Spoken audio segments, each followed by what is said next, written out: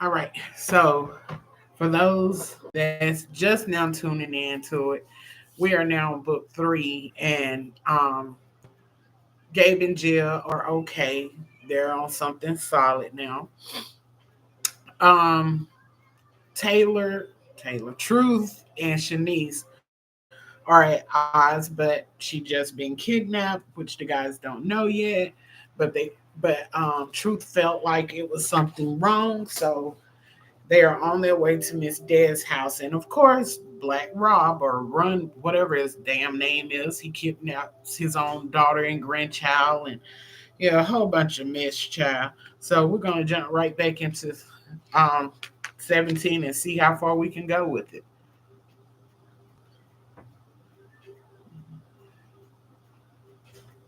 Chapter 17 Truth. When we pulled up to Ms. Dez's house, something felt off. I saw that Block was behind us, and Quater was on his way. I had been trying to call Shazgard and got no answer. She would normally have two guards with her, but I decided to split them up in shifts. We jumped out of the car moving quickly to the front door and noticed that the door was opened just a little. I pulled my gun out and proceeded to go into the house. Truth, hold up, let me go in first, Block suggested. He walked in the house, nothing seemed to be out of place. Gabe and I went upstairs while Block searched the rest of the house. We went into all of the bedrooms and they were all empty. We cleared down here. Block yelled upstairs. I dialed Chassel, and I heard her phone going off in her room. That was unusual because Shanice never leaves without her phone. The baby's diaper bag was sitting on the chair in her room and so was her car seat carrier. I tried dialing Ma Des' phone and nothing. Hey Truth, the phone down here. Block yelled out. True, do you think they are in trouble and Rob might have gotten to them? Mm-hmm. Gabe asked. I didn't want to believe that, if that nigga touched my family, especially my daughter. The pain I will inflict on him would be unheard of. Something isn't right, both of their phones are here and the things that the baby would need to be in Shaz's car is in here. Shanice would never take Ava out without a car seat. Erg. This nigga got my family, my fucking daughter. I roared, moving down the stairs. Block, where is Joe? Did we find him? I asked, going outside. The way Ms. Des' house was made you could see a portion of her front porch, but the side of her house and the back you couldn't see from the front because of her brick fenced walls that she had surrounding her house. Block went to look at Joe's truck, and Gabe and I were searching the back of the house. I walked up on the deck and Joe was slumped over with a bullet to the head. I now knew that someone had my family. Get everybody here right fucking now. I spat. Zelan had an address on Rob so I called him to get that information. Yo, what up Truth? I know we were supposed to link up, but we had some business to handle in Baltimore that took a little longer, Zelan spoke. It's all good, listen I need the address that you have on Black Rob. I need that ASAP bro, some shit done popped off and I need to get to him, I told him. What you mean shit done popped off? Zelan asked. I think he got Shad, and my daughter. I replied. Damn, her fucking daddy. That shit touches home for the Chasm crew, we went through something similar.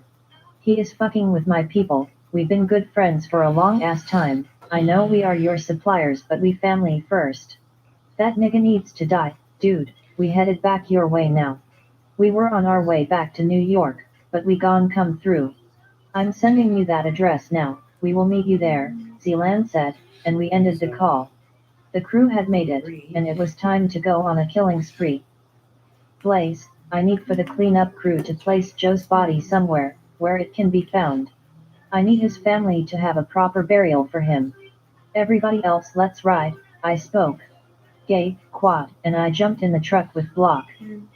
Truth, we gon' find them, I need you to get your mind right, Block said to me, and I nodded. It took us about 45 minutes to get to the area of the address that Zelan sent me. I texted him and he said they were 5 minutes away. We were in a park down the street from the house, we saw headlights approaching. Is that them? Gabe asked. I think so, but be ready just in case it's not, I said to everyone.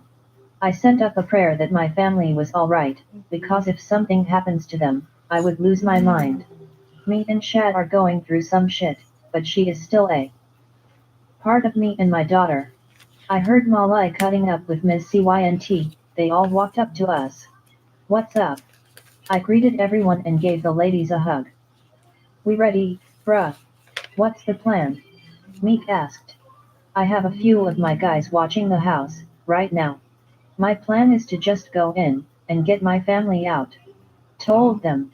Why not? That's not gonna work. For one, we don't know where they have your family. We can't just go in shooting up the piece of shit ass place. We need to first know how many people are in the house. Malai spoke.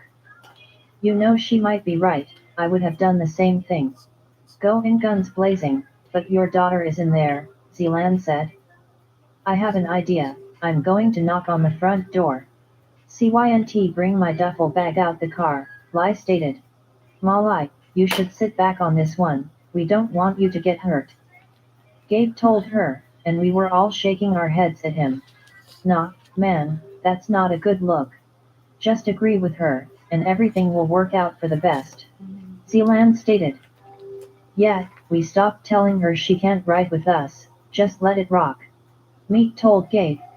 Fine nigga, didn't I help you out with Roach Fest 2019? Lai asked Gabe. Yep, and we had fun too, he laughed. Alright, Lai got this son, come on and watch me work, Lai told him. We all geared up and walked to the house. Y'all know the drill, right? I asked everyone, they nodded and moved into position. Malai and Ms. CYNT walked up to the house and rang the bell. We heard someone messing with the locks. Yes, can I help you? The bitch Jalisa asked Lai. Hello, we are from the Church of the Latter-day Saints. Do you believe in Jesus Christ? Lai asked and I swear that shit was hilarious. What? No, I don't, and it's too late for you two bitches to be running around here knocking on people's doors talking about Jesus T. Jalisa yelled. Who is it, Jalisa? Rob asked as he walked up. Two old bitches, talking about God and shit. Jalisa replied to him. Sir, we were just asking her if you all believed in Jesus Christ, Lai told Rob. Fuck no, now get the fuck away from this door. Rob yelled. Good. I won't feel bad blowing your fucking brains out, bitch.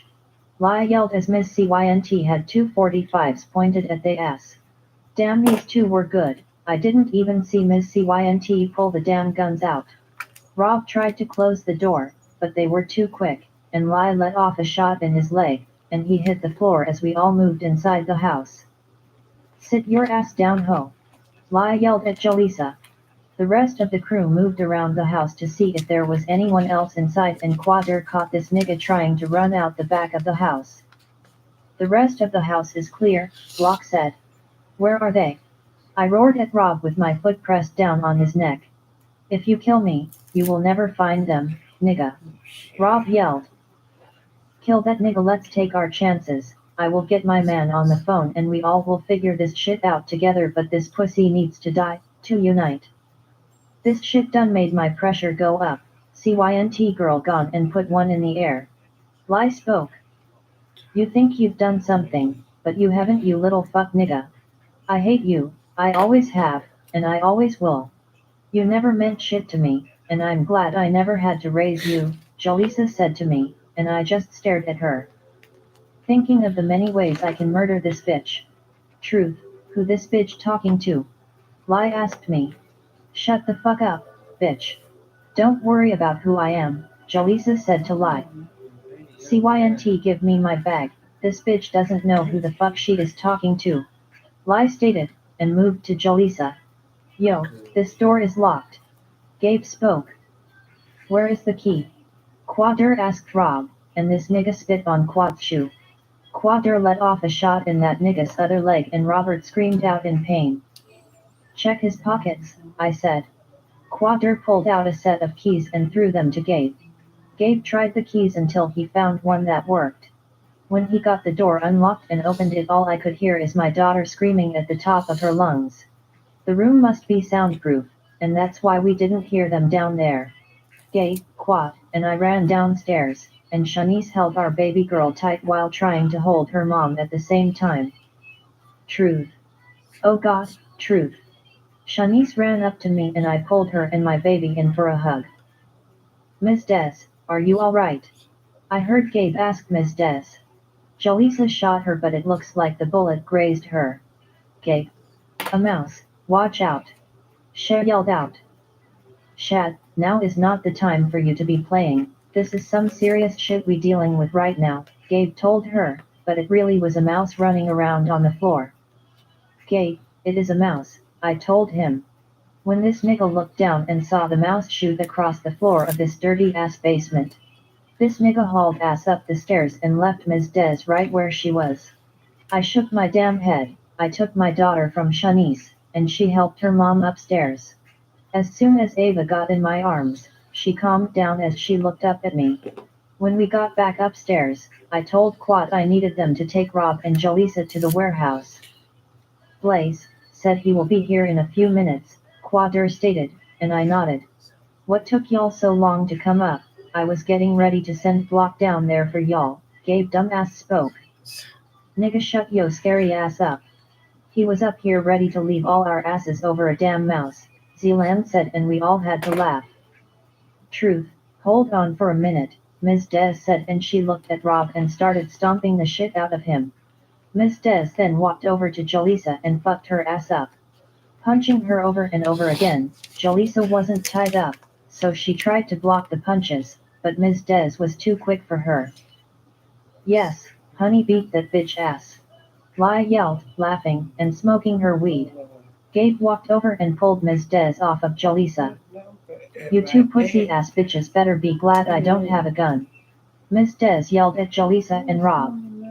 Oh baby, I can fix that problem for you right now, Lai yelled opening her duffel bag and that shit was filled with guns in a box, with holes poked in it. What's in that box? Gabe asked. Nah, you don't want to know the answer to that, bruh, Meek said, to Gabe. What, why not? Gabe questioned, looking at everybody. You just don't, Zealand said, and Malai was cracking the hell up. It's snakes in the box, nigga you want her to show you. Meek said, and Zealand pulled out his gun. Hell no. Why the fuck you got snakes in there? I'm telling you now if those nyafuckas crawl this way I'm sending that bitch to snake heaven. Gabe yelled out. Boy, fucking with my snakes is the quickest way for you to die. I thought maybe we could play with them on her bitch ass, but y'all not ready. Lai said looking at Jaleesa and then burst into laughter at Gabe. We have to go, get them out of here. Let's move everyone, I spoke, as I walked Shanice and Ms. Des to the awaiting car. There was no car seat for my daughter, and I was so pissed about that shit. Truth, she is starving, and she has no Pampers. This shit has been on her for hours, Shanice cried. I will take care of it, are you both alright? I asked Shanice and Ms. Des. Yes, I'm okay, I think my mom needs something to ease the pain. We just need to get home and get ourselves together, Sha stated. Give me a second, and I will be right back, I responded and closed the car door. I needed to go and talk to the crew because the shit that Malai and CYNT did was fucking crazy. They alright? Gabe asked. Yeah, they will be fine. I need to get my baby girl out of here, she needs to eat. Malai, and Ms. CYNT, I can't thank y'all enough. Damn, I need y'all on my team moving out here in these streets like that, I told them. Baby, it's all good. We are on yo damn team, Zealand and Meek look at you like family. We don't ever let family fall, so if you need GBC, we here for it. Get your family home and take care of that precious baby you got.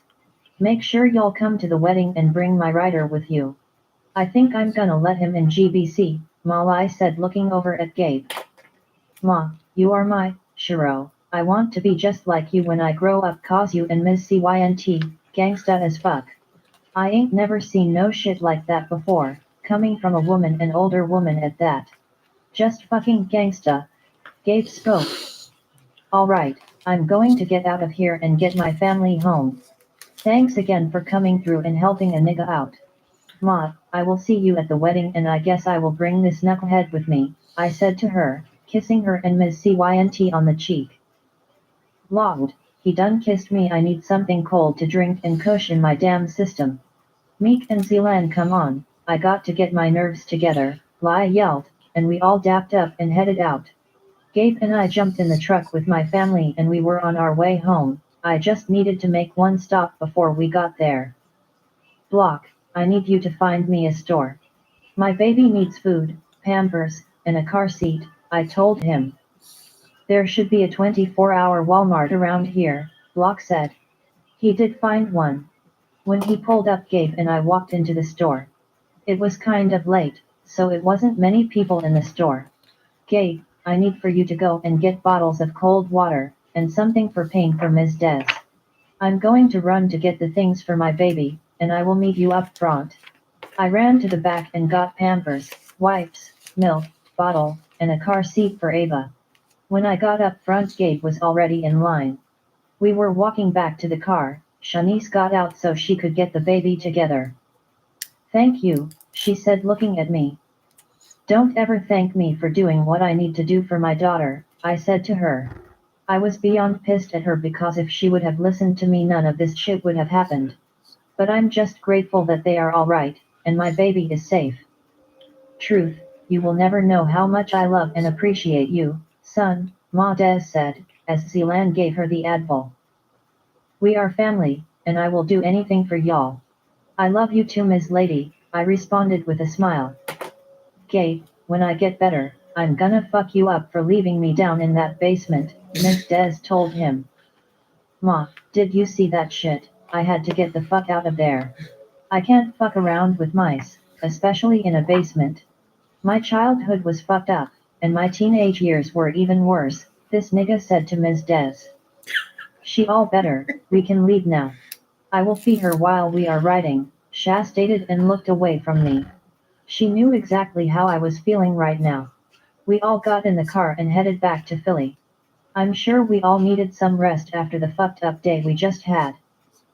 Chapter 18. Gia am so fucking pissed just hearing Sha cry, and tell me all the shit she was feeling.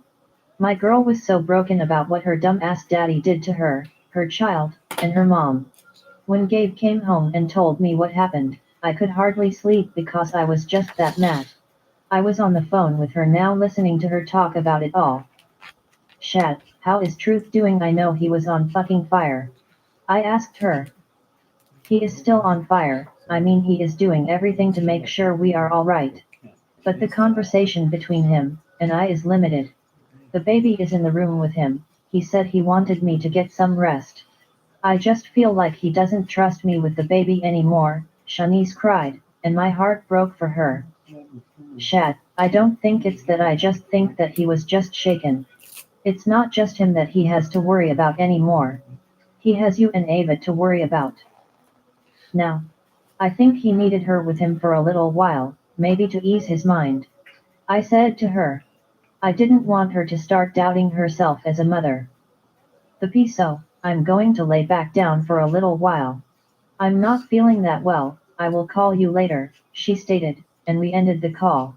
I walked into the bedroom and climbed into bed with my man. Is she okay? Gabe asked me, as he pulled me closer to him.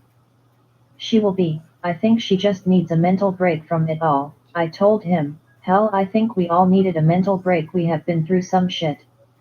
Gabe, I one of you, I thank God for you every day, I said, as I turned to face him.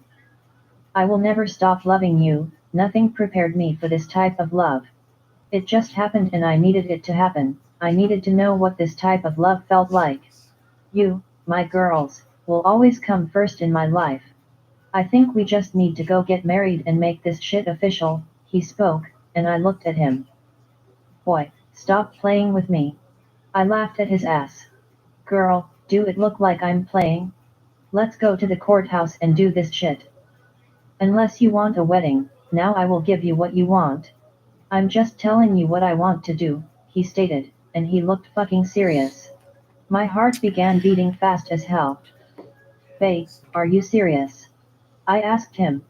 In real life, we can go down to that bitch in jeans and a t-shirt. Besides, one want my baby to come into this world with her mom and dad married. So, what you want to do? He asked me. I have never thought about a big wedding because it was just me and my mom. I'm with it, but we have to have mom and Lonnie there. Shit, and we can't do this without Shat and Truth, I responded. Alright, we will call them all and tell them to meet us in a couple of hours. But right now, we need to consummate the marriage, he said, as he began rubbing on my pussy.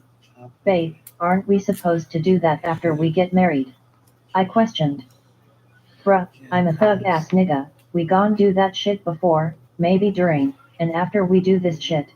Now come here and take this dick, he gritted, and I was already fucking moaning. He had his tongue so far up in me I felt like I wanted to fucking come, and cry all at the same damn time. When he latched onto my clit, elastic and was coming everywhere. Oh fuck, SSS. I moaned. Gabe got on his knees, and crossed over one of my legs, and lifted the other on his shoulder. When he slid in me, my damn pussy began creaming all on his dick. It was something different going on, and that shit had me coming all crazy like. Damn, girl, let that shit go. I love to see that pretty motherfucker come, he growled, as he made the cutest fuck face while he was pounding my damn walls. I felt that shit all in my damn stomach, he was so deep. Babe, oh shit, pull back some, nu give it to me, fuck. I screamed, the way he was hitting my spot over and over again had my ass squirting cum all on his dick. Damn, keep that same energy right there.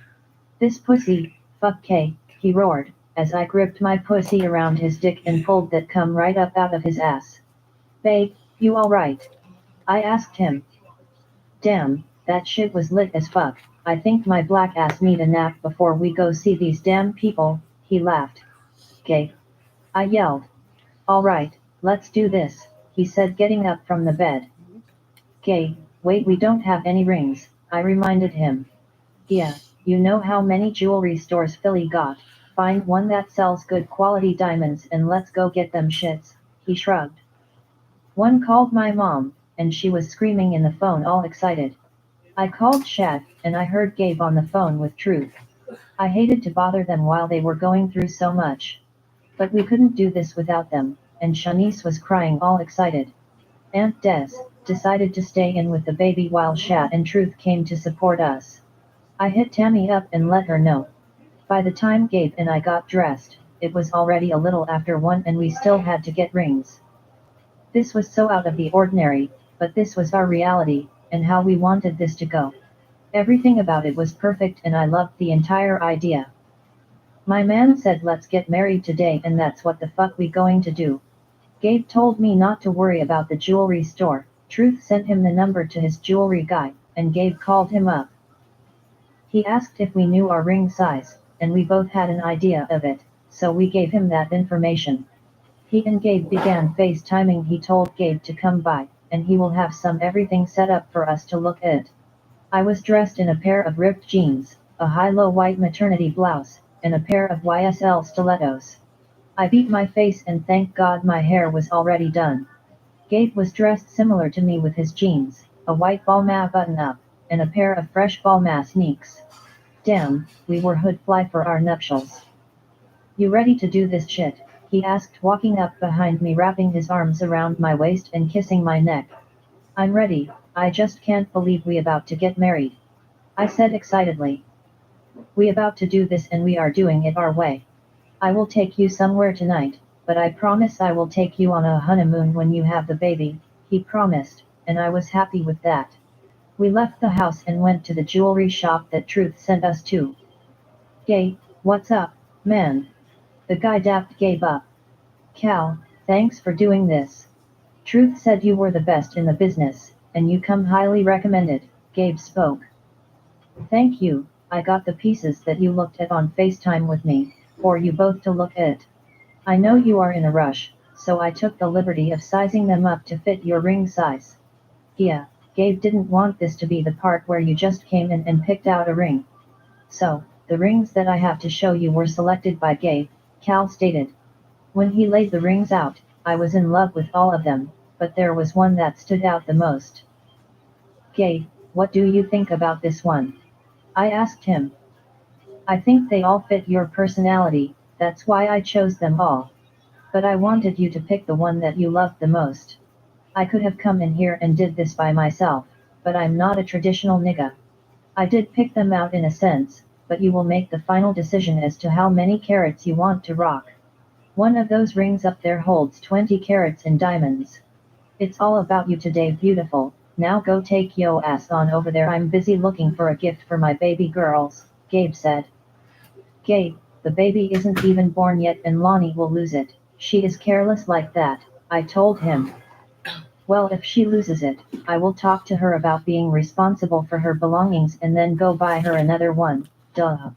Mind your business, G. This ain't a battle you want to fight me on. You won't win, not about mine, not my babies. He spoke and had the nerve to be serious about it too. I went back to making my decision, on the rings that he picked out for me to look at. Cal, I think this is the one, I told him holding the ring up. Nice choice, Gia. This baby is a 10-carat princess cut, with a platinum casing. I have the wedding band to match that, and it holds another 4 carats in diamonds as well, Cal advised me. Cal, I would like to see some rings for Gabe, can you show me where they are? I have some picked out and sized for his finger. Now he didn't pick those out, he just said put together whatever. Let me show you, while he is busy looking at the other jewelry, Cal said and pulled out the rings. These are all beautiful, Gabe is a simple man and wouldn't want too much bling. I think this one is perfect for him, I said to Cal. Perfect, this has about 4 carats of diamonds in this platinum band, it would be a perfect match to yours, Cal stated. How much is this ring? I asked. It's going to run you about 20,000, he said, and I pulled out my bank card for him to run the transaction. I'm so happy I had my own money to purchase his ring, it just wouldn't have sat right with me that he had to purchase his ring and mine. Babe, I need to find a ring and then we can leave, Gabe spoke. It's already taken care of, I picked your ring out already, I responded. You did, alright, I'm sure whatever you picked out it's nice, Gabe said and turned to Cal. Alright, we will take this, and the other jewelry I picked out for my daughters, Gabe smiled at me, and my heart melted. He had picked out 2 of the cutest little rings, and necklaces for both girls. Gabe, that is so sweet, Lonnie is going to love it. I stated, kissing him on the lips. I'm not just marrying you, she is a part of you, and I can't leave her out. She would have a fit, and I can't have that, you know she gets jealous. He spoke about Melanie, and he was right. If Gabe showed me too much attention, Melanie would always say that's too much, my Gabe, and we would always burst into laughter. How much, I owe you? Gabe asked Cal. $450, for all of it. Gia already paid for your ring, Cal replied. Run the card for 5, I appreciate your time. Gia, I had it. You know I hate when you spend your money, Gabe told her. Gabe, I'm supposed to purchase your ring, but I can't get over the price he just gave you. My ring was $450,000. We don't have to get this, I can get something cheaper, I said to him, and he just laughed. Girl, if you don't move your lil pregnant ass out the way. Gia, we have the money and I never want you to sell yourself short, you deserve every diamond in that ring. You would shit in your damn pants if you found out what the hell Truth paid for Shaz's ring, he spoke. How much he pay? I asked, being nosy. Let's just say we about $1 million too damn short, he laughed. Get the fuck out. What the hell was he thinking? I yelled out. He wanted his woman to have the best, and that's what he got her.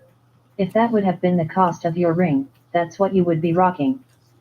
I'm glad yo ass saved me some coins though. Oh yeah, we going to eat our celebration dinner at the Omni Hotel.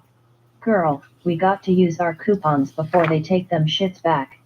Gabe looked at me, and we burst into a fit of laughter. I truly loved this guy, and I was ready to become one with him. When we made it to the courthouse, everyone was already there. Mommy, my Gabe said we were getting married today.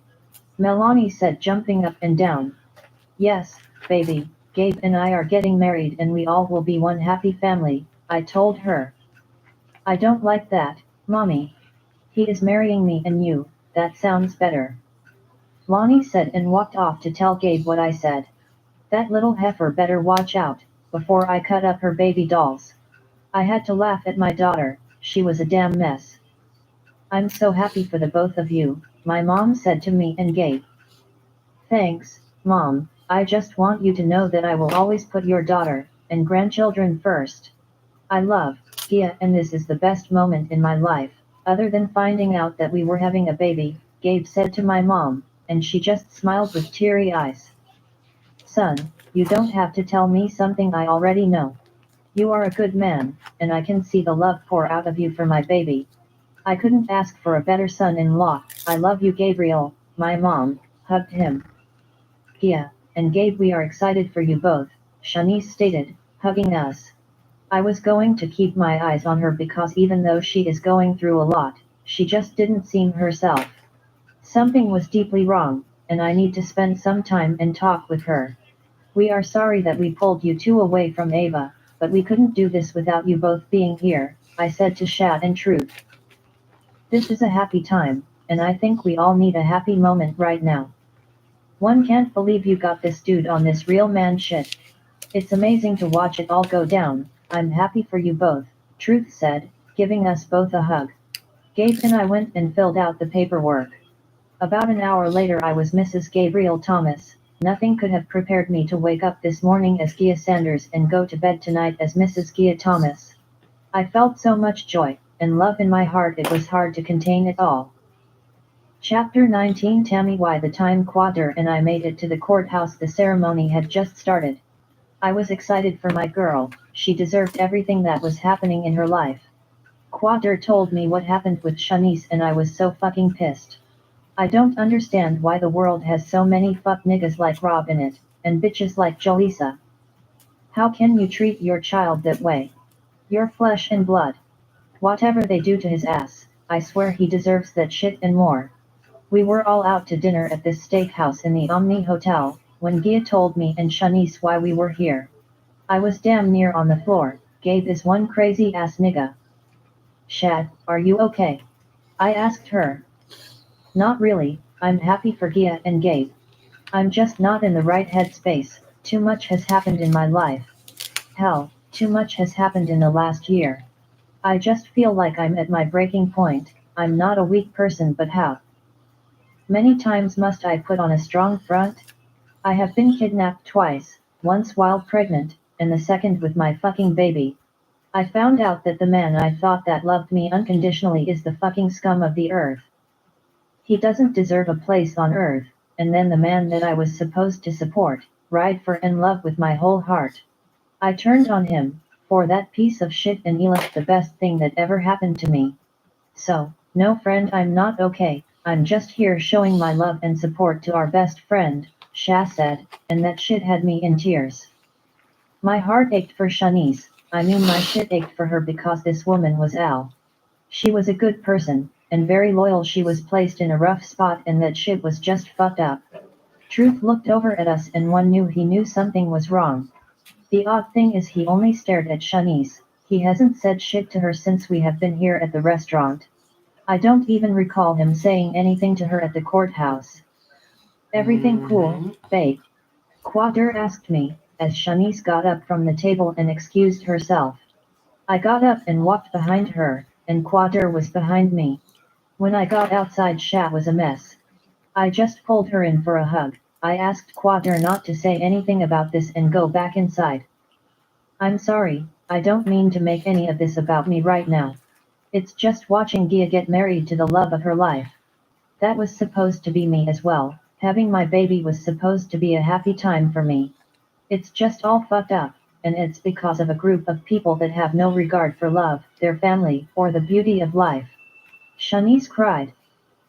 Aw baby, I'm sorry this has happened to you. We will pray you through this and I promise things will get better, I told her. We walked back into the hotel, Shanice went to fix her makeup and I joined everybody back at the table. Tammy, where is Shanice? Truth asked.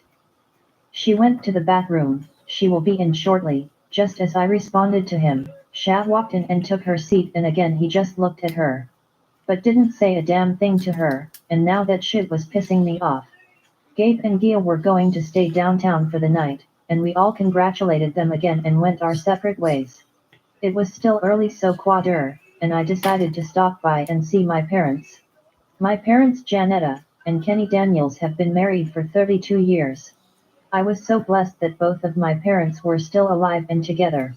Growing up in the hood, you see a lot of broken single-parent homes and I was proud that my mom and dad were able to make it together. They both had a little hood in them and were so down to earth. My mom and dad loved Quader, and he loved them. My parents still lived in the hood and I don't think they will ever leave. When Quader and I made it down North Philly my dad was sitting on the porch. "Where are you two coming from?" he asked. "Hey Dad, Gia and Gabe got married today," I told him. "Well, that's good news, Janetta," my dad called out to my mom. "What the hell are you screaming my name for?" my mom yelled coming to the door. "Oh, hey babies," she spoke excitedly.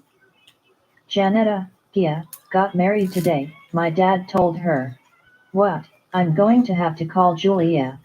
Why the hell we didn't get an invitation," my mom fussed. "They got married at the courthouse Mom, it was a spur of the moment situation," I said to her. "Quader, come on and get you one of these beers out of the cooler," my dad said to Quad and he did just that. My mom had made a seafood gumbo, along with almond crumb pound cake.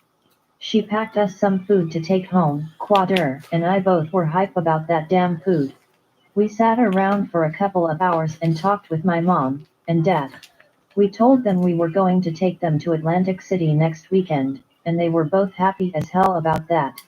My parents loved going to the casinos, so I was excited just to be able to take them somewhere they loved to go. "I'm happy for our friends. Did Gabe tell you he was going to marry Gia?" I asked Quater on the ride home. "Nah, the nigga ain't say shit. He did say it was just in that moment he knew, and he didn't want to wait," Quater said. "I guess when you know, you just know," I replied. "What about you, do you ever want to get married?" "I mean we never had that talk," he said looking over at me. "Yes, one day I would like to get married and have a family of my own," I said to him. "That's good to know, I have a surprise for you. I was going to wait until tomorrow, but I think I will give it to you now," Quad stated, and I looked at him smiling. "Give it to me then," I responded with my hands held out. "'Twill give it to you in a few minutes, calm down firecracker," he spoke, and we both laughed. We pulled up to this very nice development not far from Gia and Gabe's house. "Why are we here, babe?" I asked him, looking around.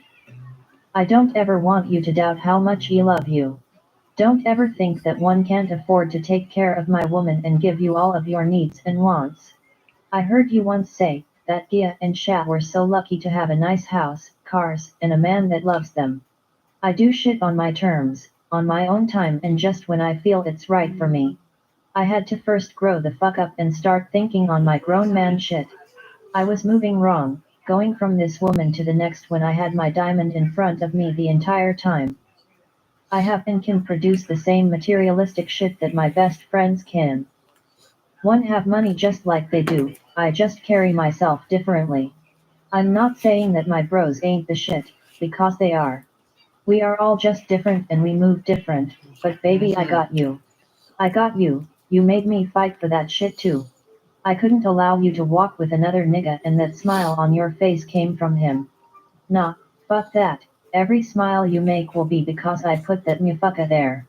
Come on and let me put a big ass smile on your face tonight," Quader said, and I swear the tears were pouring. "Quader, that was the sweetest thing, damn I love you," I told him, as we got out the car. "Welcome to your new home baby girl, this is where we will raise our family," he said, and I took off running.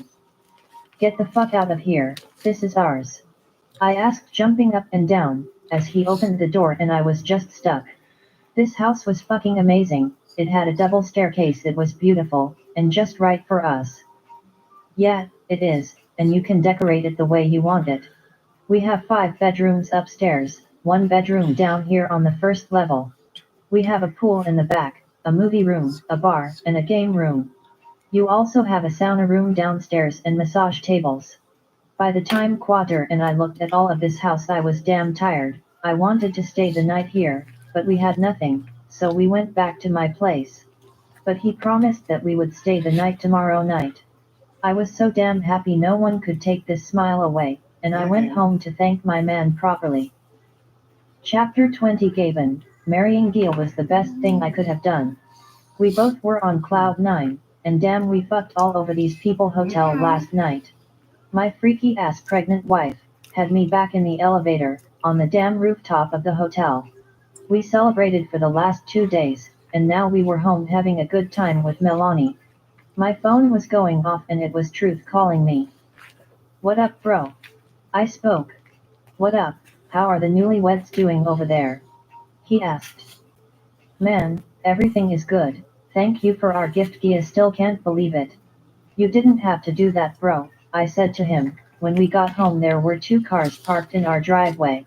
A Bentley Bentayga, and a Bentley Continental GT with bows on them.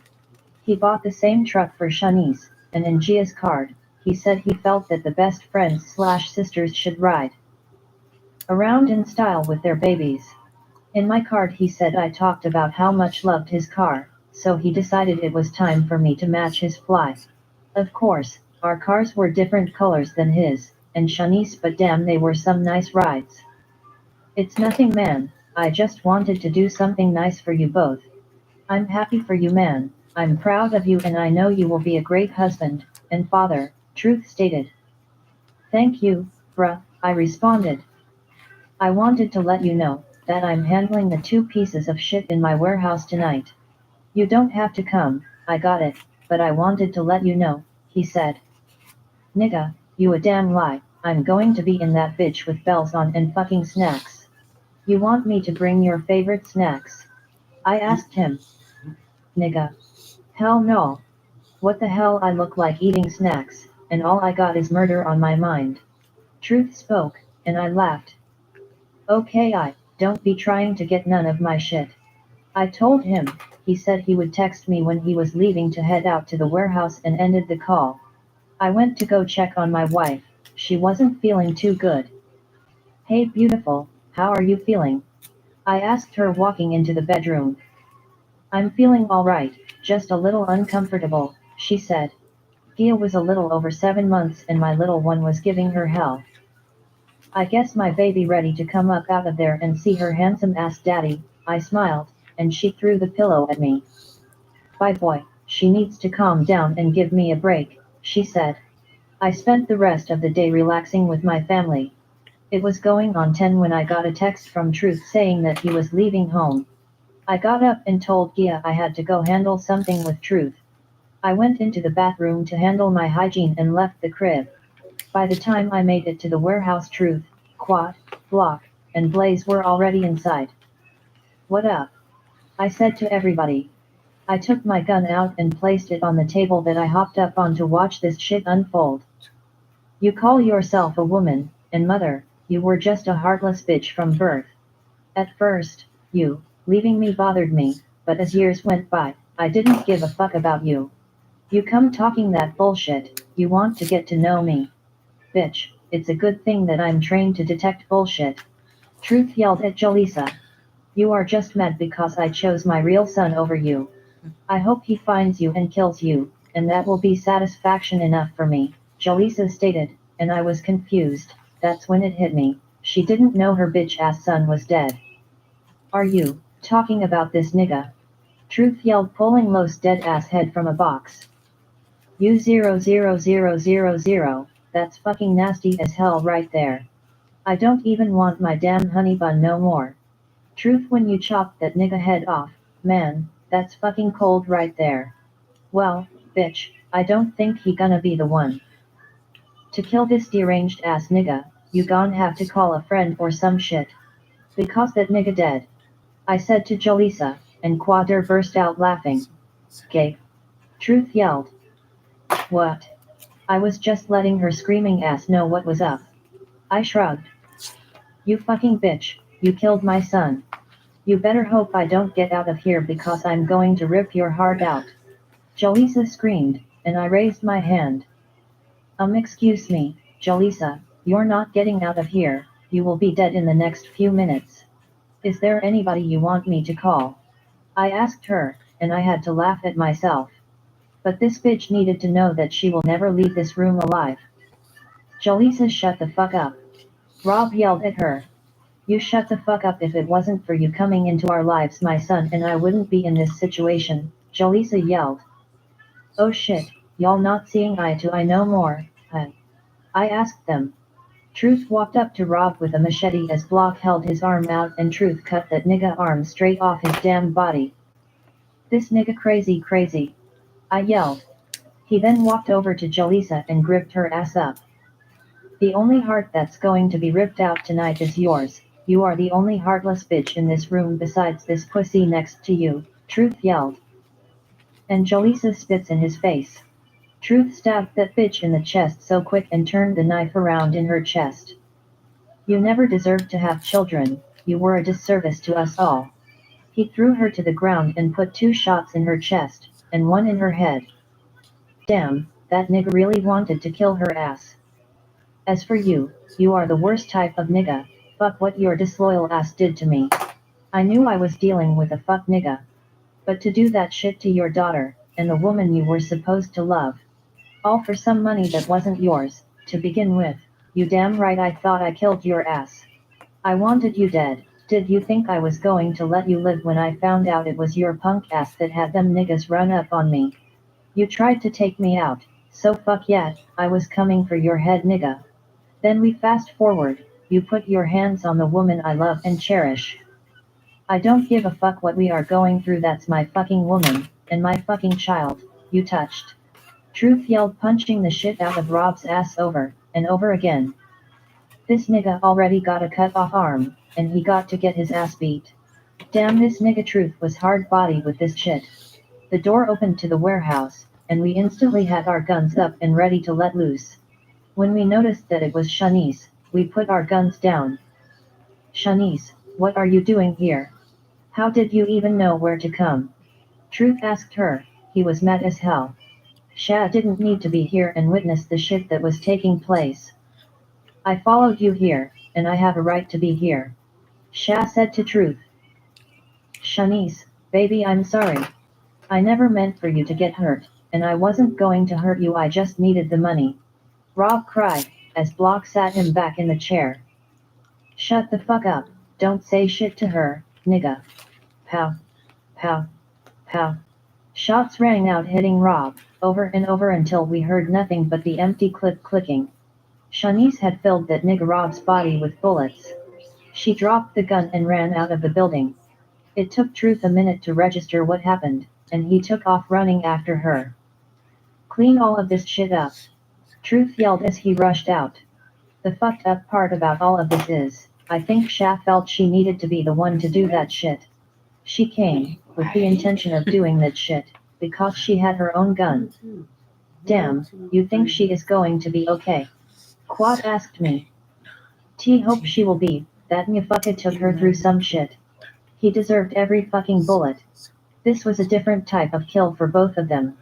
These 2 dirty bitches were their parents, his mom, and her dad. I can't even imagine how they must be feeling right now. Especially, Shanice, she loved that nigga, I told Quad. We made sure that, we put the bodies in the burning inferno that was already lit. Including the rest of Los ass, I tossed that nigga head in that bitch like it was a damn baseball. I decided to sit and watch these niggas burn. Nobody won't be returning from the dead this time around. Chapter 21 Shanice, he tears poured from my eyes, I was a complete mess. Hearing my dad say he was sorry, something just clicked in my head and I lifted the gun I had in my back. I took the gun from Truth's safe. I overheard him talking to Quater about handling my father at his warehouse. I was waiting and ready when he left the house. Thank God Block never noticed me behind them. I felt like I needed to be there, and I had a right to be there. My mom was watching Ava, so it was easy for me to leave. No one knew the amount of pain, hurt, and betrayal I felt. I was at the end and just snapped. I watched Truth walk around the house, and blatantly ignore me, ever since he rescued us. Ava has been in the room with him. The only time I get Ava is when he has to go out. When he is home, Ava is in his bedroom. I knew he didn't trust me with her alone. He even asked my mom to stay with us for a little while. Not to mention all the shit my dad did to me. All I have ever known was love from that man. He loved him, and when I thought he was dead, that literally took something from me. I wasn't the same Shanice, but to find out that he was a fraud and never loved us really killed me. Knowing that I hurt Truth the way one did, because of him. Listening to Truth talk to him, and really putting the truth out there tore me up inside. I don't wish this pain on anybody. I drove home so fast I didn't realize how fast I was really going. I jumped out of the car and ran in the house. I went in the bathroom pulling my clothes off to get in the shower. When I stepped in, everything just came rushing down on me, and I couldn't hold it in no more, falling to the shower floor, as the water bounced all over my body. I cried out in pain. One cried for that little girl, that loved her father so much she would have done anything for him. I cried for the teenager that graduated high school, wishing her father was there but he was too busy working. I cried for the little girl, that heard her mother screaming when a friend of her dad's came to the door and said her father was murdered. I cried for the girl that had to put her life back together, just so she could attend college and make a life for herself. One cried for the young woman that graduated at the top of her law class and her father wasn't there to share in the moment. I cried for the woman that thought she had her father back in her life to love and share all of life's moments with. I cried for the woman that crushed the love of her life's heart for a father that never knew what love was. I cried for the woman that found out her father never loved his child. I cried for the woman that took her father's life, because of his betrayal and cold heart. I felt a breeze come over me, but I was too distraught to even care. One was being lifted out of the shower, and when he looked up, Truth was holding me in his arms.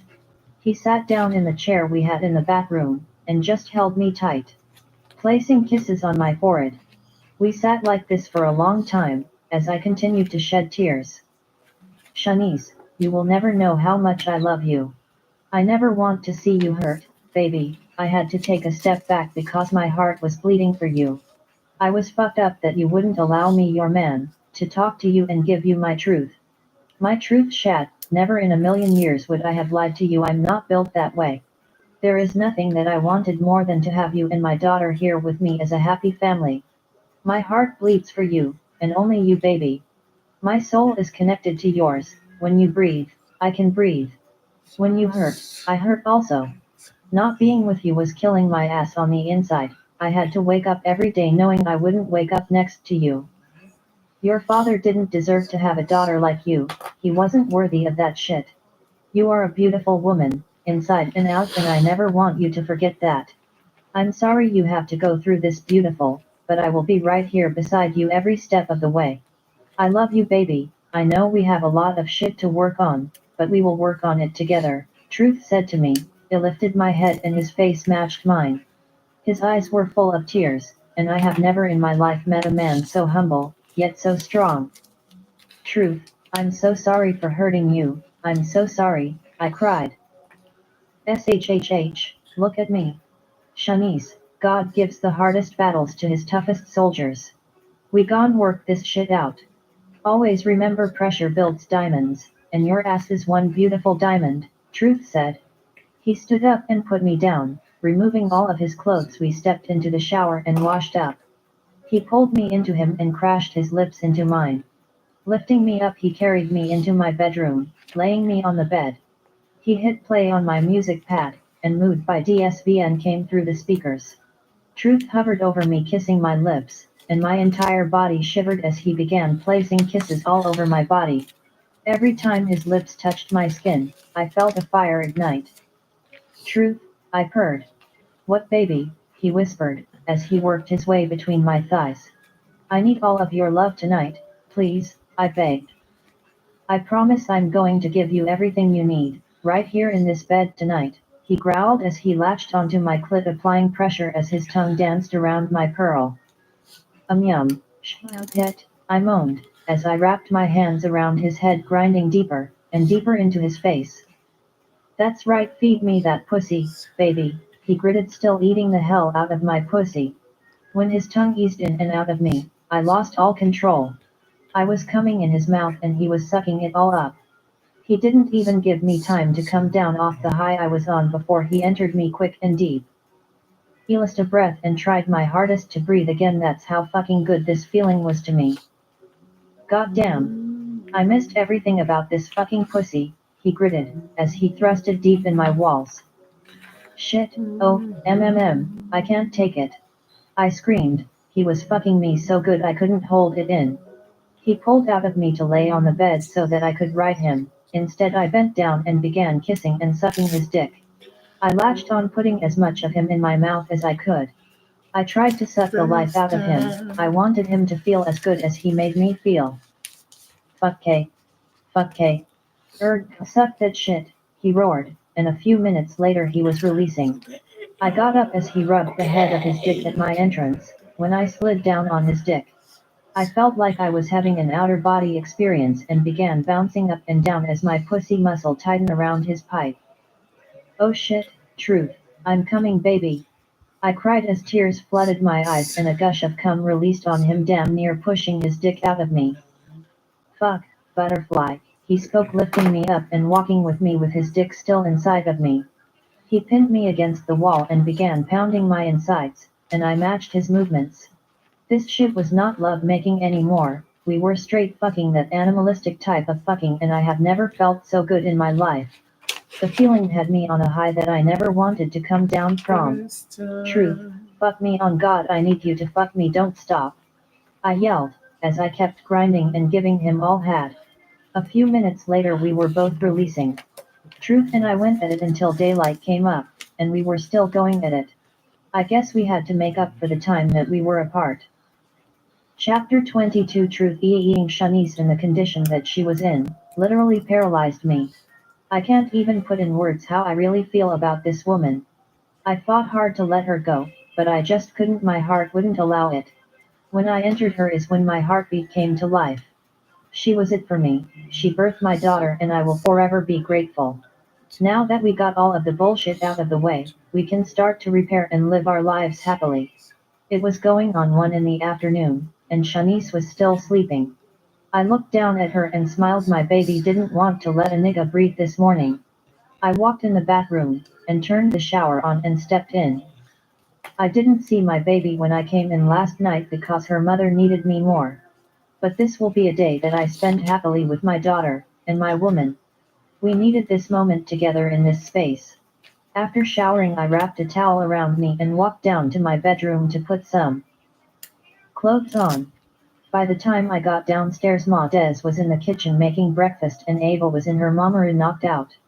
Hey son, you hungry? Ma Des asked. I think we both could eat. She is still sleeping but I'm sure she will be up soon, I said to her. I will fix you two a plate. I heard her screaming last night, and when I got up to check on her, I saw you walk in her room, so I decided to let you be with her. Is she alright? Des asked me. She will be, we both will talk to you about it later. We have decided to work out our differences, and get back together, I told her. Now that just made my damn day. I love the love that you two have for each other. I hate that your love was tested, but sometimes these things happen. I'm proud of you for being so strong through all of this mess. You went through a lot of shit just like Shanice did, and I want to tell you this. A mother can come to you in many ways, not just the woman that birthed you. I love you as if I birthed you myself. I see you as the son I never had. Hell, when you and Shanice were going through it, one can recall cursing her little ass out over you, and her stubborn ass ways.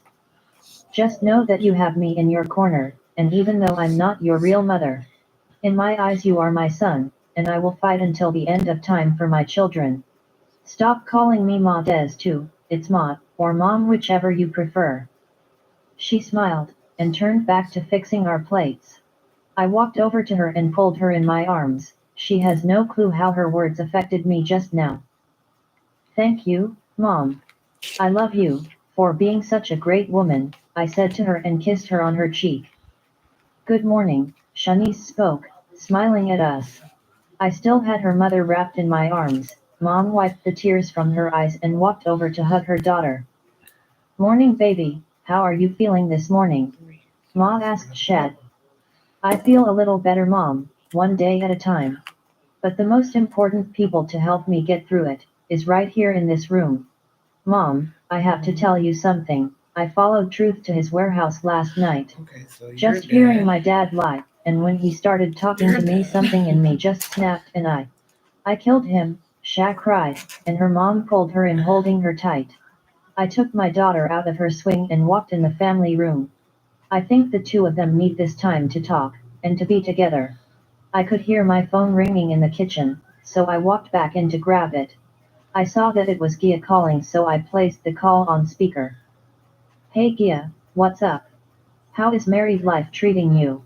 I answered. Truth. Truth, you have to come quick. Gia screamed in the phone and Sha walked up grabbing the baby and handed her to her mother. Gia, what's wrong? I asked her. Truth, come now, Gabe has been shot, she yelled, and my heart hit the floor. Oh my god. I heard Shanice yell out. I moved out of the kitchen, running to my room to grab my wallet and keys. I met Shanice coming out of her room with her purse and we were out the door. Truth, there is Block, he can drive us. Shanice yelled as Block pulled in our driveway. We ran over to the truck and jumped in. Where to, boss man? Block asked, and that's when it dawned on me that I never asked Gia where Gabe was at. I will call her, just relax, Sha said, rubbing my arm as she dialed Gia's number. Gia, where are you, what hospital? Shanice asked, and I could hear her screaming in the phone. Gia, we will be right there, just calm down, Shanice said to her and ended the call. Where are they, Shad? I asked. Temple Hospital, Shad advised Block. I don't know what happened, or who did this shit, but they will pay with their fucking life. By the time we got to the hospital, Gia, Tammy, and my team was in the waiting room. Gia, what happened? I asked her. We went to your restaurant to have lunch. On our way there, Blaze called. So, Gabe told him to meet us. Blaze was already seated when we got inside. About 10 minutes later a group of guys walked in and was seated, but one guy kept staring at us. Gabe said the guy looked like someone he knew, but he couldn't figure out from where. After we finished eating, we paid the bill and walked outside. Gabe told me to go get in the car, he needed to talk to Blaze for a minute. The guys walked out, looked at Gabe and Blaze and walked off. The next thing I know a black SUV pulls up in the middle of the street and starts shooting, and I saw Gabe and Blaze both fall to the ground. I ducked down. When I heard the tires screeching, the truck sped off and I jumped out of the car. People were running out of the restaurant, screaming, and trying to help. Someone called 911 and we ended up here. They wouldn't let me ride with him, he was alert and screaming at the paramedics. I just don't know where he was hit because everything was going so fast, Gia cried. They haven't let you see him, or given any information about him yet? I asked. No, nothing. Tammy spoke up. I walked to the nurse's station, to get information on Gabe and Blaze. Excuse me, I need to know the status on my brothers Gabriel Thomas and Blaisnian Williams, I told her. She began searching on her computer. 1 second sir, let me get someone to come talk to you. I know Mr. Thomas is showing that he is in surgery. I'm not sure of Mr. Williams, but give me 1 second, the nurse stated. Yo, Truth, what do you need for us to do? Kyle is on his way up here right now, Quader said, as he walked up to me. We will wait just a few minutes, I told him. I was ready to fucking explode. I never got a call from my restaurant about a shooting, at least I don't think I did. I pulled out my phone and I did have a missed call from the restaurant. I must have been on the phone with Gil when they called. I dialed the restaurant up, and Shayla answered. Shayla, this is Truth, where is Marcus? I asked her. Marcus was the GM I hired. Even though I had a manager for the staff, I needed this GM in place to run my restaurant operation. Truth, man, I tried to call you. The cops are here and requesting the camera recordings. Let them know we need to see the proper documents before we can hand over any tapes from our restaurant. I spat. I need to know what's on those tapes before I turn them over. Got it. I will make something up and let them know that our attorney will bring the tapes in for review, Marcus stated, and we ended the call. I dialed Danny up, because I needed for him to get down there and copy that tape. I just saw it on the news. I'm on my way to the restaurant now, Danny spoke. I need a copy of that video, before we hand it over. Once it's copied you can let the police view it, I told him, and hung up because the doctor had walked out. Sir, is my husband alright? Gia asked. Mr. Thomas is out of surgery and will make a full recovery. He was shot once in the arm, and twice in his thigh. I'm sorry to say that Mr. Williams didn't make it. He suffered too much trauma, some of the bullets hit his vital organs, one being his heart. Fuck. I roared, not my boy. Blaze was a part of my family. I loved that dude, we all did everything together. Of course, he worked for me, but I treated that boy like a brother. This shit was killing me, and if this news hurt me, I can imagine what it is going to do to Gabe. Blaze was indeed his boy. They always clowned each other and talked every day. I saw Quater walk out of the hospital, because I knew he was hurting. The relationships that we all had with Blaze was the same. Baby, I love you and I'm here for you, Shanice said, wrapping her arms around my waist. I broke down and cried. I couldn't hold that shit. That dude spent his life protecting us. He had kids, man. I cried out. It was complete chaos in this fucking hospital. The women were crying, and the men were damn near uncontrollable. That was our fucking brother, and I will get the motherfucker that decided to take his life. Chapter 23. Gia couldn't believe this shit. I was so fucking scared for my husband and his friend. Now I'm sitting here watching the strongest men I have ever met in my life break down. Blaze was such a good person and he loved those guys like a brother. I know they loved him. This shit was going to destroy Gabe.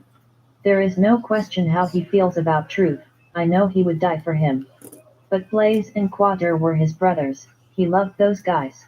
I remember him being on the phone teasing Blaze when we were on our way to the restaurant. All they did was play around. I can't believe this shit. My heart is heavy, because Blaze and I were really cool. Hell, he was cool with all of the women. I remember when we met him in Mexico with the guys. Shanice walked over and we just hugged each other. This really was a fucked up situation.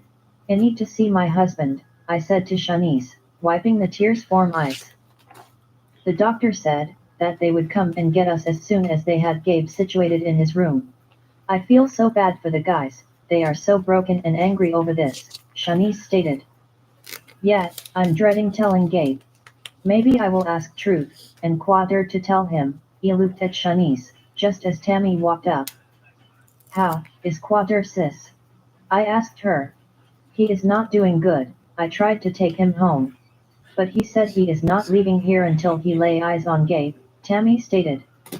Mrs. Thomas, a nurse called out. Yes, that's me. I jumped up. Everyone can come up to the family waiting room, but I can only let 3 people in at a time, the nurse advised. We all went up to the 4th floor where Gabe's room was located. I asked the nurse to please let me chat Truth and Quad come in with me and she agreed. They told me that Gabe was awake, but the medicine had him a little drowsy. They were able to remove all of the bullets and I was so relieved that he was going to be alright, but yet heartbroken. We walked in the room, and he was sitting up. A nurse was in the room taking his vitals. Babe, I was so damn scared, I said, running up to him. I'm good, I'm glad you are alright, he replied. I'm glad you good, bro. You had me worried. Truth told him. I'm good, but yo, what's up with Blaze? Did y'all go check on him? Gabe asked, and I couldn't fight back the tears. Bro, he didn't. He didn't make it, Truth whispered. He could barely get it out. What you say that shit again. Gabe yelled. He didn't make it, Gabe. There were too many hits on his body, bruh, Truth repeated. Nah, not my nigga, nah, I need to get out of here. I want to see Blaze right fucking now. No, true. Right now, I want to see my bro right fucking now. Gabe roared, breaking down, and so did we. We gon' get them niggas, bro. We gon' get them. Truth cried out, holding on to Gabe. I was right by his side, rubbing his back, with tears pouring from my eyes. You know we gonna handle this shit. Quater told Gabe and walked out of the room. Gabe, I love you and I'm here for you if you need me for anything, Shanice said, kissing him on the cheek. I'm going to look at the cameras, to see if I can figure out who did this shit, Truth said. You ain't got to look at shit, I know who did it. The niggas walked into the restaurant and at first, I didn't realize who he was because he was staring at me hard as hell. But on my way out it hit me, he was that nigga Jarvis' brother Chaz, you know, the one that run the South Carolina, Georgia area. Gabe told Truth. I know exactly who Chaz is. Are you saying he is the one that did this shit to you and Blaze? Truth asked. Yeah, it was his ass and his crew, Gabe replied. All T knew is this sounded as if it was going to get bad, and I needed for Gabe to get better. We have a baby on the way, and I need my husband here with us and his family. Him getting shot and watching him fall, just opened my eyes. We are going to have to figure some shit out. Chapter 24. Tammy T. Has been a week since the shooting, and the police have been questioning Gabe and Gia about what they saw. Of course, they both said everything moved too fast and they didn't see shit. Quad told me that the cameras got the truck, but they had on mask and there was no tag on the truck. They must have already planned this shit and followed Gabe or was following Blaze. Quader has been on the street non-stop taking up the slack for Gabe in their organization. Gabe was released from the hospital yesterday and Gia said he was doing pretty good health-wise, but he was fucked up over Blaze's death. Blaze's funeral was today, and we were all preparing to say our final farewell to him. Babe, I ironed your shirt. You have to get dressed so we can leave, I said to him, as I stood in between his legs. Thank you, it's just hard, you know. It's hard putting on that damn suit, to go watch my homie be put 6 feet under. Quader spoke, and I felt the pain he had inside of him. I know, baby, but we want to pay our respects to his family. Your mom called and said she would meet us at the church, I told him, kissing him on his lips. He finally stood and went to get dressed. About 40 minutes later we were on our way to the church. When we got there everybody was standing outside. We walked up to Truth, Shad, Gabe, and Gia. We greeted everybody, and I felt bad for Gabe. His arm was in a sling, and he was on crutches, but he was alive, and I thank God for that. Gabe, how are you feeling? I asked him. I'm hanging in there, sis. One day at a time, but we are going to get through this, he responded. Hello, Quader's mom Ms. Mary spoke, everyone greeted her, and she hugged her son and me. Hey Ma, are you doing okay? Quader asked her. I'm good, son, I just wanted to be here for all of you. I'm going in the church and find me a seat. I will talk to you when the service is over, Ms. Mary said to Quad. He gave her a hug and she walked in the church. Ms. Mary is a sweet woman, and she loved her son. We have a great relationship. She is always talking about us giving her a grandbaby.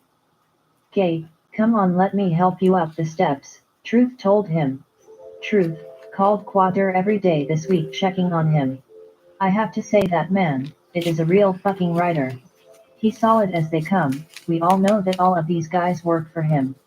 But not once does he make them feel beneath him, I have heard him say many of times to the guys. We in this together, he loves those guys, and I respect and love him so much for who he really is. To many he is just a street thug, that flood the streets with drugs. But to us, he is so much more than that. He is a man that is respectful, he loves hard, and he will do anything to protect his family. Gabe, Quader, Block, and Blaze was indeed that to him, his family. Come on ladies, let's go be the strength our men will need from us today. Shanice said, and we grabbed each other's hand and walked up to take our place beside our better halves. The funeral service lasted a couple of hours, and Blaze had a beautiful homegoing service. Truth spoke and he did an amazing job. I felt so bad for Blaze's girlfriend, and their 2 boys. Quader said that they plan on moving her and the kids into a better neighborhood. He said they tried so many times to get Blaze to move his family out of the hood. After we left the burial, we went back home to pack a bag. The furniture for our new house was delivered a couple of days ago. I wanted to stay there tonight, and Quad agreed. Babe, you ready to go? Quader asked. Yeah, let's get out of here, I told him. Later that night we were sitting in our family room listening to some music, and drinking. Tim, I want to thank you for being there for me.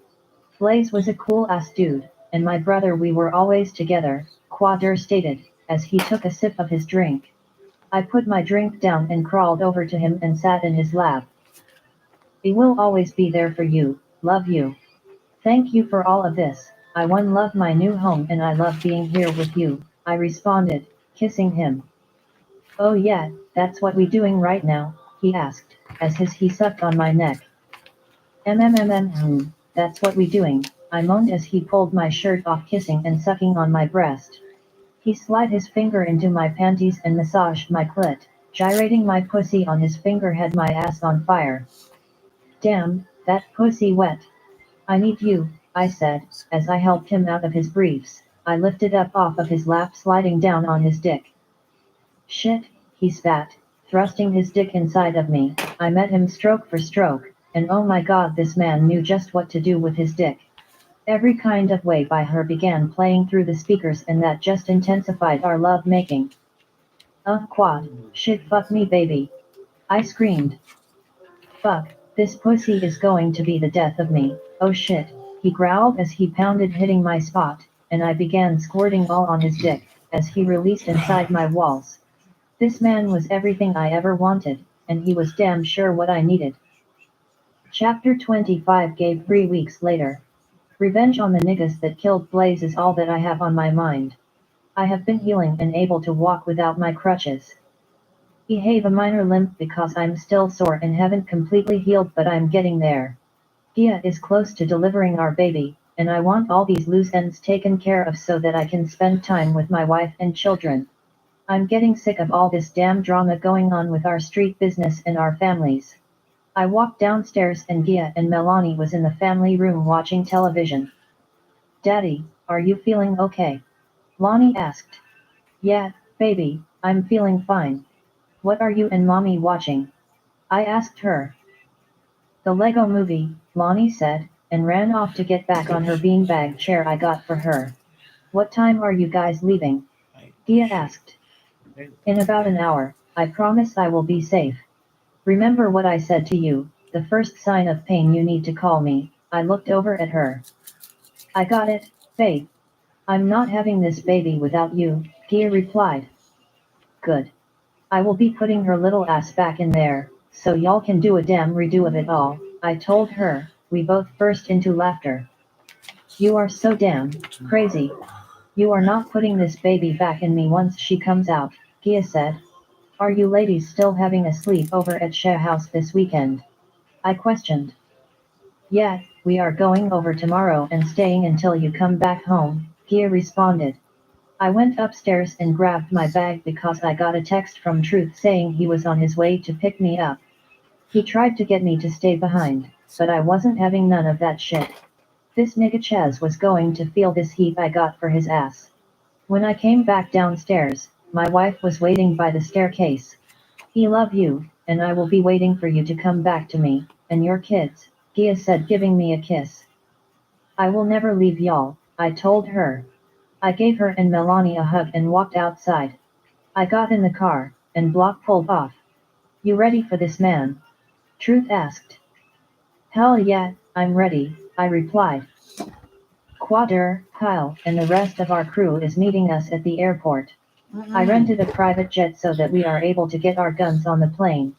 I have some connections in Atlanta, and they are going to meet us.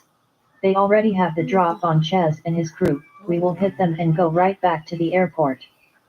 This is an in and out situation, we will move on them tomorrow night. I meant to talk to you about this a few weeks ago, the night I got shot at.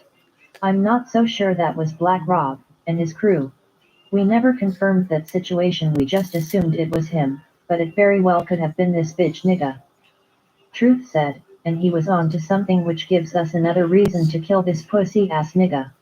Let's get this bitch. I have never wanted to kill somebody so fucking bad in my life. I gritted. We gonna get him. He probably think he got your ass that day, Truth stated, and I agreed with him. We made it to the airport and boarded the jet. Quad, and the rest of the crew was already on board and was ready to go. It was after 9 by the time we made it to Atlanta. Truth Boy Nasir had a truck waiting for us. This big nigga handed Truth the keys and hopped into another car and pulled off. Truth, you need to buy us one of them damn planes. After riding in that shit, I don't ever want to do commercial no more, I told him. He will think about it, is all he said. Truth rented us a house. When we made it to the house, we took a minute to get ourselves together and unwind before we left to go meet up with NAS. I need a fucking drink, Quader stated, walking to the bar, and pouring him up one. Pour me up one nigga, I told him. Truth came down saying that we had to leave. I downed my drink and got up so we could leave. We met NAS out in Camp Creek, at some bar. When we pulled up niggas were outside, like it was a damn let out. We got out of the truck and walked up to this dude, that looked like he just got out of the fucking county jail. Do these niggas believe in haircuts around this motherfucker? I asked Quader and Kyle. Maybe the women think that shit is sexy down here, Kyle responded. Nah, nigga ain't shit sexy about that ugly nigga and I'm all damn man but if he was a chick, his ass wouldn't be what I would attempt to go after. You think he will be mad if I give his ass a comb? Maybe nobody had the guts to tell his ass, laughed, and Quad shook his head. Bruh, leave that nigga alone, Quader replied, as Truth spoke to the nappy-headed ass nigga. He dialed up somebody on his phone, and a few minutes later he led us to NAS. Truth, damn nigga it has been a long ass time. NAS stated. What's up, man? That's because you don't come home to visit, Truth told Nasir. Damn, look at these niggas, what's up y'all? Gay, Truth told me all about that bullshit that went down with that nigga Chaz. That nigga been causing all types of trouble down here, I done had some run-ins with his ass. Before. Let's ride, I'm going to show y'all where these niggas hang out at, and tomorrow night we can hit they asses up. Nasir, I want to make some changes to the plan. If they ass is all in the trap, I'm going in tonight, Truth told him. That's what the fuck I'm talking about, we don't necessarily plan shit when we run down on a motherfucker. In Philly we just do that shit, I spoke, agreeing with Truth. If that's what you want to do, let's do that shit. NAS said and stood, to talk to his people. We all left the spot and drove for about 30 minutes. We pulled over, NAS got out of his truck and walked up to our truck. That's the trap up there, he got a few guys outside, we will have to handle those niggas before we can get inside the house. Gunshots will cause attention, and we don't want that shit, NAS spoke. How the hell do y'all niggas make it down here? Nigga you ever heard of a silencer? I asked his dumb ass, talking about gunshots, and attention bullshit. Gay. Truth yelled. Nigga. I yelled back at his ass, I was tired of this back and forth shit with this nigga Nasir, let's go in and kill these niggas so we can get back home. Yo, Gay, chill out man. We need to make sure this shit is right, and we all walk out of this bitch alive. Kyle said to me. Yeah, man, we know how Truth operates, Quad added. Thanks, man, we will take the lead, just fall in behind us, Truth told Nasir. Block, and Truth pulled the mask over their head and put the gloves on, and we followed suit. We got out of the car, walking up to the trap. 3 dudes were sitting on the porch. Truth and Block hit them niggas up before they even noticed us coming. Nasir sent his crew to the back of the house, while we went through the front door. Block picked one of the dead niggas up and placed him in front of him and knocked on the door. This nigga opened the door, and we opened fire, killing his ass instantly. When we moved in the house, gunfire erupted, and niggas were running for cover. Our crew was dropping these niggas, but none of them was Chaz. Nasir moved to the back door to let his crew in. Block, Quader and Truth went upstairs. We heard a gunshot go off, and I knew it wasn't one of our guns because we had silencers attached. I ran up the stairs to see what the hell was going on. Block pushed Chaz's ass out of the room, and onto the floor. He must have let off a shot, before they got to him. Truth walked up to him kicking that bitch nigga in his head. When they lifted him off the floor and he looked at me, a smile crept on his face. Oh, so you and this nigga came here for some get back. Nigga fuck you. Chaz gritted. Nigga, you took our brother away, and tried to kill my ass. You thought we was going to let your bitch ass live. No nigga, fuck you. I roared on this nigga. I'm not with long speeches and giving a nigga a reason as to why I'm here. This bitch knows exactly why we're here. Quad handed me my gun, and I blew that nigga's brains out. I emptied my shit right in that nigga face.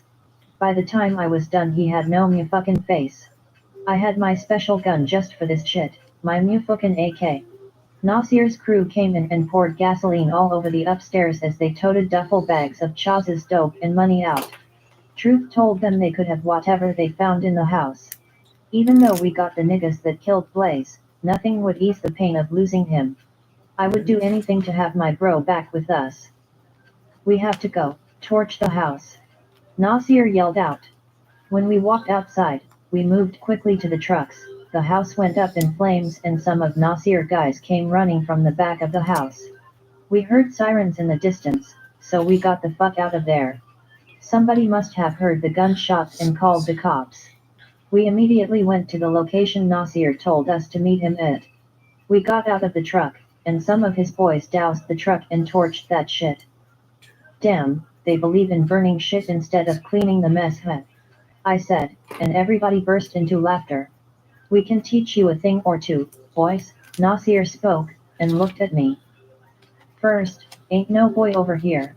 Not, I'm good, y'all niggas too messy, we gon' stick to cleaning our shit up. I told him, as we dapped everybody up.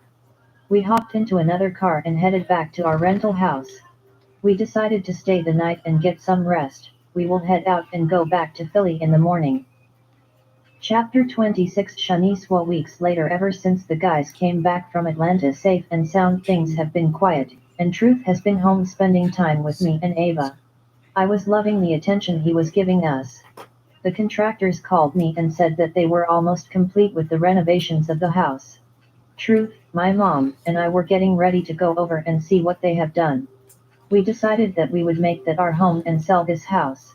I was sad that I was leaving my Baskin and Robbins, but Truth promised that I would get a bigger and better one for me and Ava.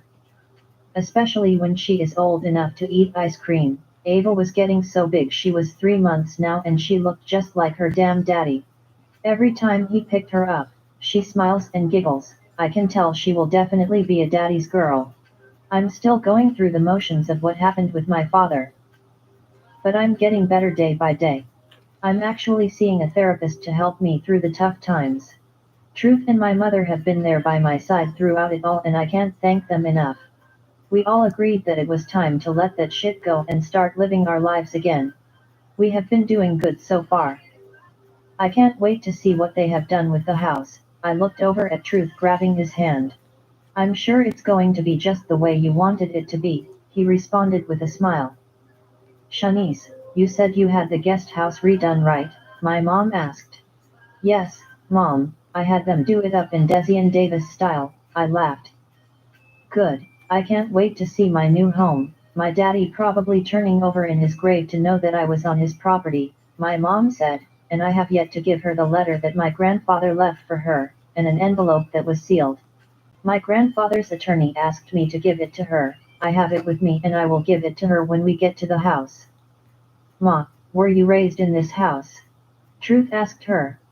For the most part, yes. We moved in the house when I was 7 years old. It was just me and Dad, and of course my nannies and the people that worked in the house, my mom responded. Everything was good in my life back then. I went to college. I had everything I wanted and needed until the good girl met the bad boy and got hooked into his bullshit. I think my dad saw right through Robert, and when I fought him on it, that was it. He cut me off, never spoke to me again. He would always send Harriet, his longtime housekeeper, to pick up Shanice. He loved everything about Shanice. He used to always tell her, "You have to work hard for what you want in life. I'm not going to hand it over to you easily. I think he learned his lesson with me, and that's why he was that way with Shanice. Back then Shanice knew she wanted to be a lawyer, and she said she told her grandfather that. I bet you any amount of money his ass counted the amount of years it would take for her to graduate high school, college, and to work in a field for a few years before he gave her that damn money. 29 is an odd time to give somebody some shit. Most people do it at 18, 25, or even 30, but 29. My dad was a weird man, but in the end he did right by my daughter, and that's all that matters, my mom said, and I smiled back at her. He loved my mother to death. We have been through some shit together. But to be here in this moment with her, Ava, and Truth was everything to me. We pulled up to the gates and Truth put the codes in and the gates opened up. We drove up the winding driveway and the house came into view. Damn. This shit is bigger than the pictures, Shanice, Truth spoke. Yes, it's pretty big, I replied. They were still working on the outside of the house, but they had completed the front part of it, and it was beautiful. We walked in the front door, and it was amazing. They knocked down some of the walls, so that we could have more open space. We had different types of beautiful chandeliers hanging from the ceiling. The best part of the lighting is that when we walk into a room the lights come on, Yes, and when we leave, they shut off. We also had the ability to adjust the lighting manually.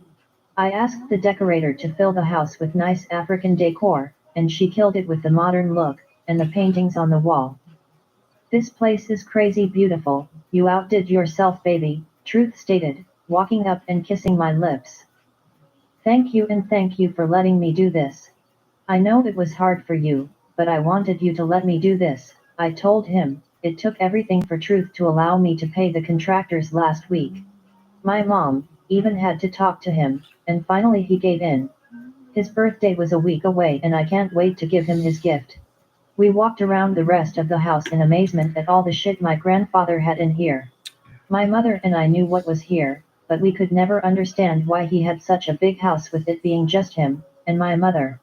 My grandmother died years before he even purchased this place. We had a tennis court, a basketball court, an indoor swimming pool and an outdoor pool. We had a big movie theater, and the best part of it all was the nightclub I had them design downstairs for us when we wanted to have parties and things at our house. I took Truth downstairs to show him. This was mainly for him and his boys. This shit is tight. I love this game room, Truth said, as we walked out of the room. Come on, I have a special surprise for you, I smiled as we walked down the hall to the double doors. When I opened the doors, he went crazy. A damn club, Shanice. Yo, this shit is fucking insane. Who the hell has a club inside the basement of their house? He asked. We do. I assume you like this place? You have everything in here that a regular club would have. The D booth is over in that corner. The bar, as you can see, is fully stocked. Televisions on the walls, lounge chairs, and tables, and I even have a pole for entertainment. I winked at him. Oh yeah, you mind showing me a thing or two on that pole, he said, pulling me into him, latching onto my bottom lip, sucking the life out of it. Baby, oh shit, my mom is upstairs, I moaned, trying to pull away from him. Girl, she be in our other house every damn day, and you don't mind screaming when this dick is in your guts over there. I don't think it really matters where we do it, the same people is always around, when I'm deep inside your ass, Truth spoke, as he unzipped my jeans and pulled them off my ass. I just think we should wait, Shaheen, TTT, I uttered as he rubbed his dick up and down my slit. Butterfly, SHHH, and open up for me, let me give you this dick. Don't you want this dick, baby? Truth asked. Before I could even give him an answer, he was pushing deep inside of my pussy and giving me long deep strokes. He had my ass bent over the table that was in the middle of the room, fucking the shit out of me. Damn, this pussy is made just for my me. You feel that shit, butterfly? He gritted out. Yes, oh fuck yes. I screamed. Come on baby, open up into that beautiful butterfly and give me what the fuck I want. He growled as he continued to pound my insides. Oh, shit, it's coming baby, I moaned out. I could feel the cum building up in the pit of my stomach. My insides were on fire. I was ready to fucking explode. I felt my body getting weak, as a rush of cum just forced its way out, pushing Truth's dick out, and my pussy was squirting cum all over the floor. He lifted me up and laid me on the table, and I was still coming. He bent his head down, and began sucking on my pussy, sucking up as much of my juices as he could. I was screaming and moaning, because that shit was still coming. The sensation was unbelievable. Truth lifted and slid inside of me, thrusting deep.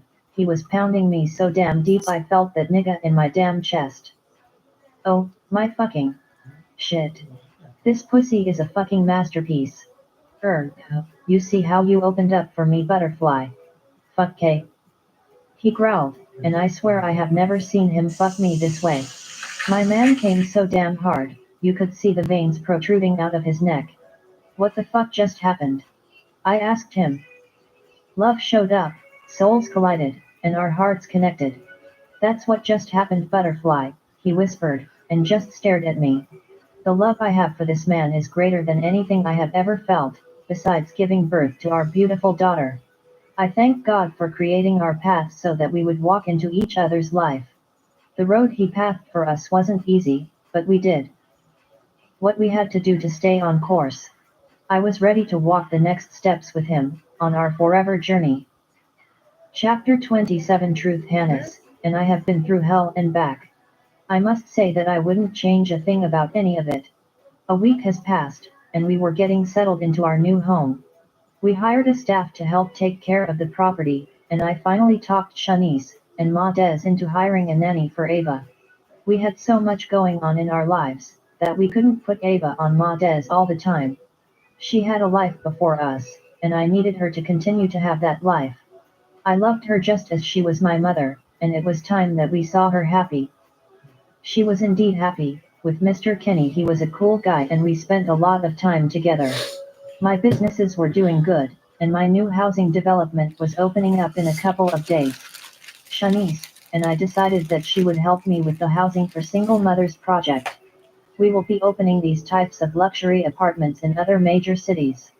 This was something that I hold dear to my heart. I'm a street dude, but I'm also a dude with a heart. I never want another kid to go through what Gabe and I went through. Gabe and I are planning to open up a 24-hour drop-off center for women that decide to give their baby up for adoption. We won't ask any questions other than making sure this is something that the mother wants to do. If so, she will sign the child over to us and we will handle the adoption process. I don't want these girls, or women, just putting their babies in sewer drains, trash dumpsters, or just leaving them on a stoop. Shanice has also started the renovations on her law firm, and I was so proud of her. Things were going well, and I wanted to keep it that way. Happy birthday, baby! Shanice excitedly said, walking in with breakfast. Thank you, beautiful. I leaned up, as she kissed my lips. Babe, you need to hurry up and eat, Gabe will be here shortly. He said Gia wasn't feeling well, so she was staying at home. Where are we going again?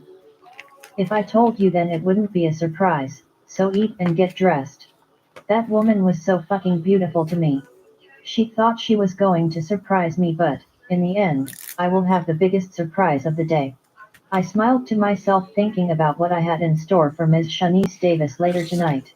A couple of hours later, I was dressed, and we were in the car and on our way to this surprise that Shanice and Gabe had for me. True, I think I'm going down to the courthouse and ask them if they will change my last name, Gabe dumbass said. I knew some crazy shit was going to come out of his mouth. I'm scared to ask, but why the fuck would you change your last name? I questioned him.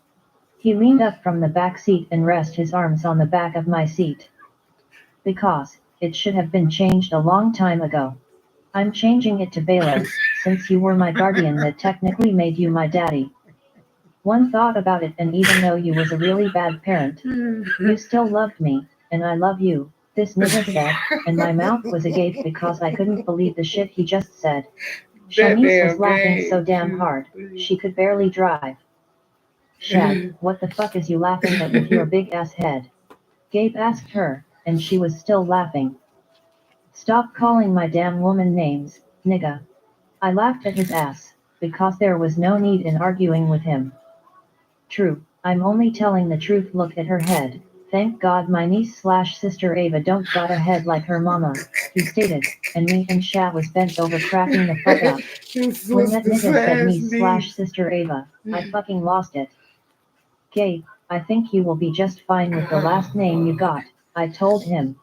How the fuck you figure? I don't even know them mufucus that gave me that shit, he fussed. I don't know or like the mufucus that gave me my last name. So, why do you want to take some shit I don't really like? I questioned, looking back at his ass. Now that you put it like that, I don't want it. Gabe stated. Gabe, we are getting close, Sha said to him. Yo, bruh, I need to put this over your eyes, and I will take it off when we get to where we are going, Gabe said to me, and at first, I was going to put an argument but decided to go along with it. We drove for about 10 more minutes, and the car finally came to a stop. Come on out, babe, Shanice said, guiding me out of the car. When I got out of the car, they pulled the cover off of my eyes, and we were at the airport. Why are we at the airport? Are we going somewhere? Shanice, I'm not leaving my baby behind if we are going on a trip, I told her. I wasn't ready to be away from Ava. I still have issues with what happened to her, her mother, and grandmother. Babe, we are not leaving Ava, just come with me, she said, and we walked in front of a beautiful private jet. It kind of looks like the one that I decided to buy for me and my family. That's a nice jet. I looked at something just like this and I'm thinking about buying it, I told Shanice, and Gabe. Truth, this is the exact plane that you were going to buy. I saw the paperwork on your desk and called them up to make the deal. Happy birthday, baby. Shanice excitedly jumped up and down. I was shocked and amazed that she did this for me. Thank you so much, but you didn't have to do this. I was planning on buying it, I told her, as I pulled her in for a hug. Don't ever thank me for something I decide to do for my man, she responded and we both laughed. She used my line I say to her, on me. So y'all just gone forget I'm standing here. Gabe yelled. Gabe, I'm sorry. Babe, getting this plane wasn't just from me. Gabe gave me some of the money to help buy it, and keep it fueled for the next 2 years. We even took the liberty of hiring a staff to operate the jet when you need to go somewhere, Shanice said, and I turned to look at Gabe. Bruh, thank you man, this means a lot to me. I really appreciate you both. I stated, giving them both a hug. Does this mean you gonna let me borrow this bad boy? Man, this shit is tight. Gabe spoke, as he walked up the stairs going inside of the plane.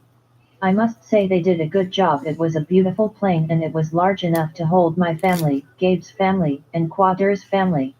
A couple of hours later we were back at our house. Gabe went home to check on Gia. We would all see each other tonight at my birthday celebration. Shanice rented out this beautiful venue for my birthday celebration. She walked out in this Dior dress that I pick her out for tonight, and she looked fucking stunning. You look good as hell. I don't know if we going to this party. I smiled at her. Truth, we are going. Do you know how much time it took for my stylist to do my hair and makeup? She fussed, giving me a quick kiss on the lips. Alright, let's go or we will be late, I told her. By the time we got to the venue all of our family was there. Truth, these are not the flowers I chose. They are beautiful but even the room is not decorated the way I discussed with the planner. Shanice, you look amazing boo, Gia said to her. Thanks Gia, are you alright? I think you need to go take a seat, Sha told her. Girl, I'm good. I need to walk. Maybe this baby will come on out, Gia laughed. Truth, I need to find the planner. She need to tell me why the hell this room is not decorated the way I asked her, Shanice fussed, as Gabe walked up with the microphone. Shanice, the room is not decorated the way you wanted it. Because I called and made some changes to it, tonight is not about celebrating my birthday. Tonight is about celebrating the love I have for you. I knew from the moment I laid eyes on you that you were my soulmate. I knew that you would bear my children and be my wife. We were tested in so many ways, and we still fought for each other's love.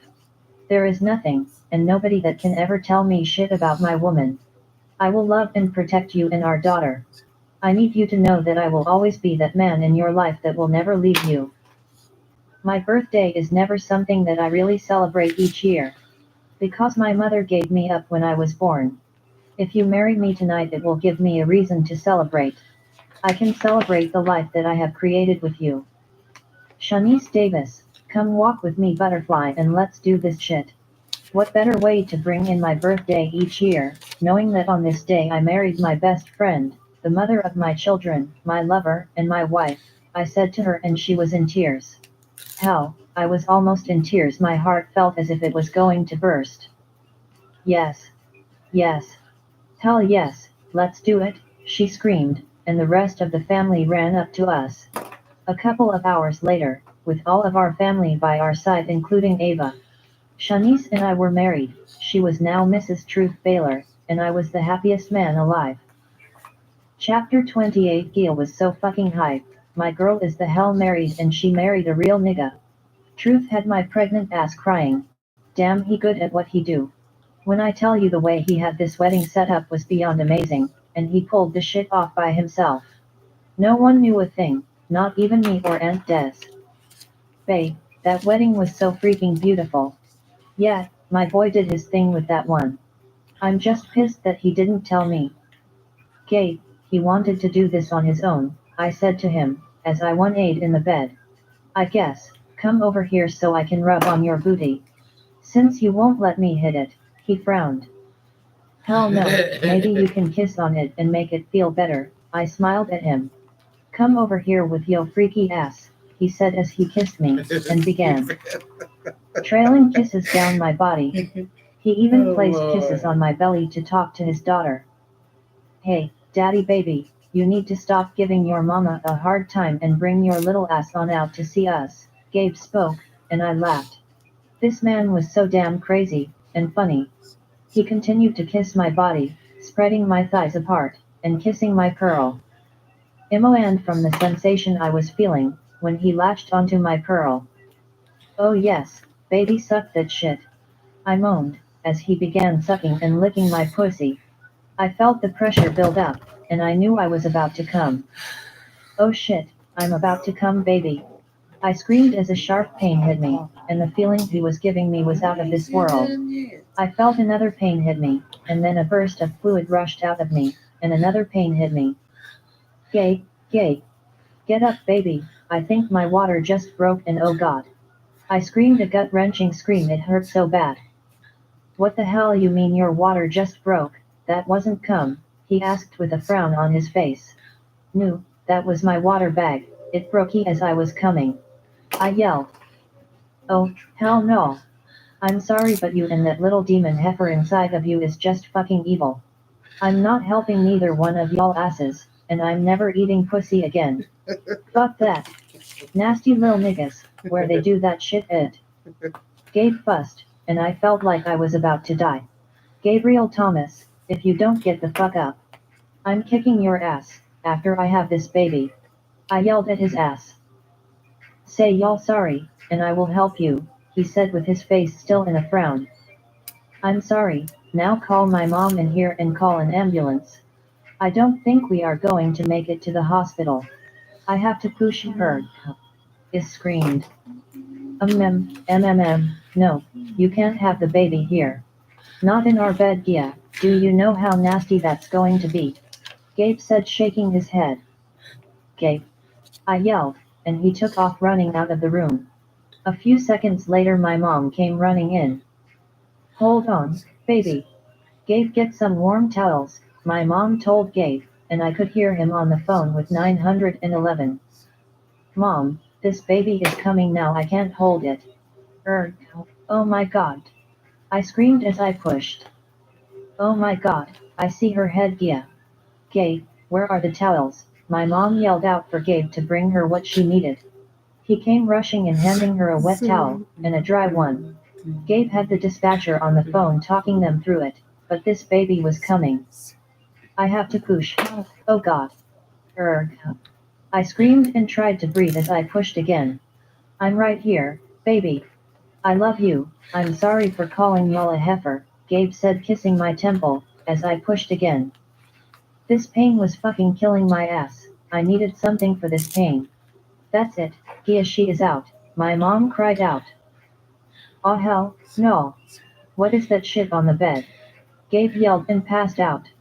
My mom wrapped the baby in the towel and handed her to me as she ran in the back room to get some cold water to dash on Gabe's ass. That's what his ass gets for being a dummy. A few minutes later we heard the doorbell, and my mom went to let the paramedics in. Gabe finally got up, stirring around. One of the medics had to help him. After checking me and the baby out, they got us on the stretcher and took us to the hospital. Gabe followed behind in his car. They put me in a room and got me cleaned up. The baby was in the nursery. They said they would be bringing her back down soon. I'm proud of you for being so strong and having my daughter, baby. I'm sorry I passed out on y'all. I just couldn't take that nasty looking stuff, he said with his tongue stuck out. I burst into laughter because that entire scene was fucking hilarious. I'm sorry that my water broke in your mouth, he laughed. That shit is not funny, Gia. That shit scarred me. We will see how funny it is when you the only wife walking around not getting your pussy blessed with some tongue action, he fussed. Baby, it's going to be okay, I said to him, and he just looked at me. Damn, I forgot to call Truth and Chad, Gabe stated. Let's just wait, they just got married. We will call them later today, I replied. They finally pushed our beautiful baby girl back in the room, and she was so freaking adorable. Gabe and I were so happy, we decided to name her Malaya Chantel Thomas. This was indeed a beautiful moment, and I will never forget the trials that brought us here to this moment. When I had Melanie, I was fighting with her dad constantly. Being with Gabe was right for me. This man brings so much joy and love in my heart. I'm thankful and so grateful for the blessings that God placed over my life. Chapter 29. Tammy and a month later, I'm so happy for my best friends. Shanice got married, and Gia had her baby.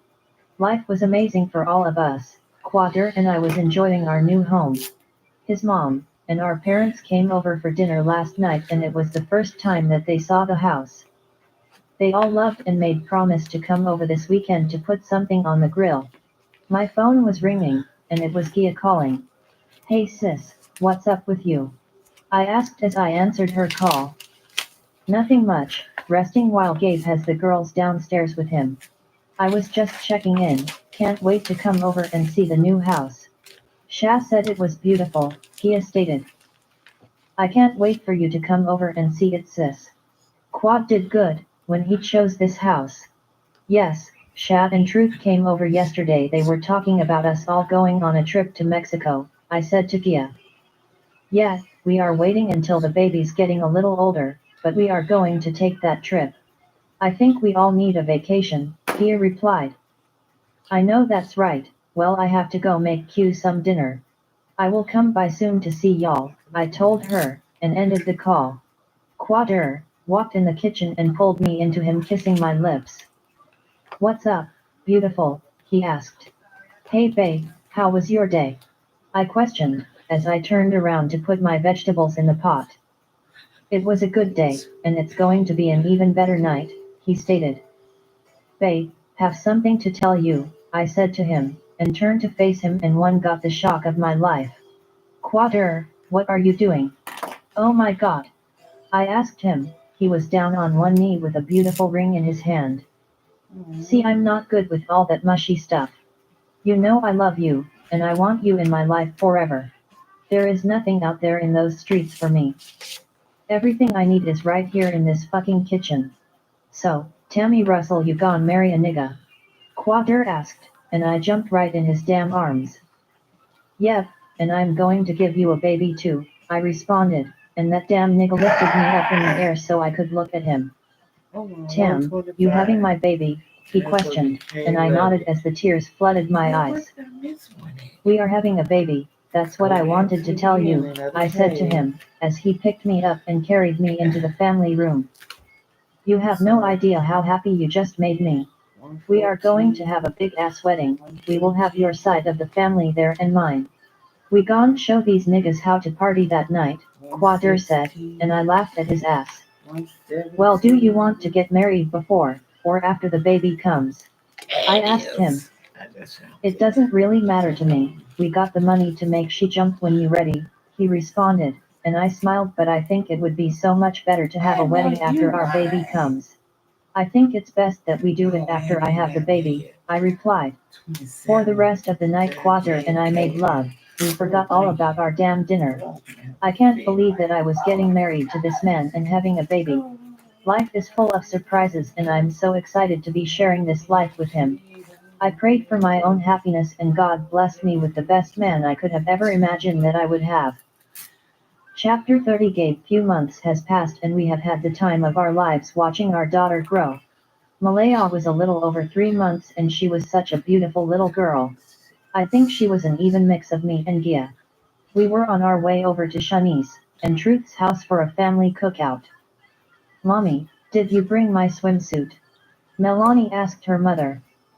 Yes, Lonnie, I packed it, but you are not staying in the water all day, Gia told her. Okay, Melanie pouted. I smiled because my baby girl knew how to put on a good pout, to get her way. You know you are going to lose that battle, right? I asked Gia and we both laughed. Shut up, and drive this car, she replied. We finally made it and got out of the car heading inside. Hey y'all, everybody is in the back, Ms. Des said, and she went back to the kitchen. Every time I come over to this house, I can't get over how nice this shit is. Look who made it, Quader said, as we walked out on the deck. Man, it takes girls forever to get dressed. Shit, I was ready a couple of hours ago. I replied, grabbing me a beer. Tell me about it. It takes my wife a couple hours to get dressed.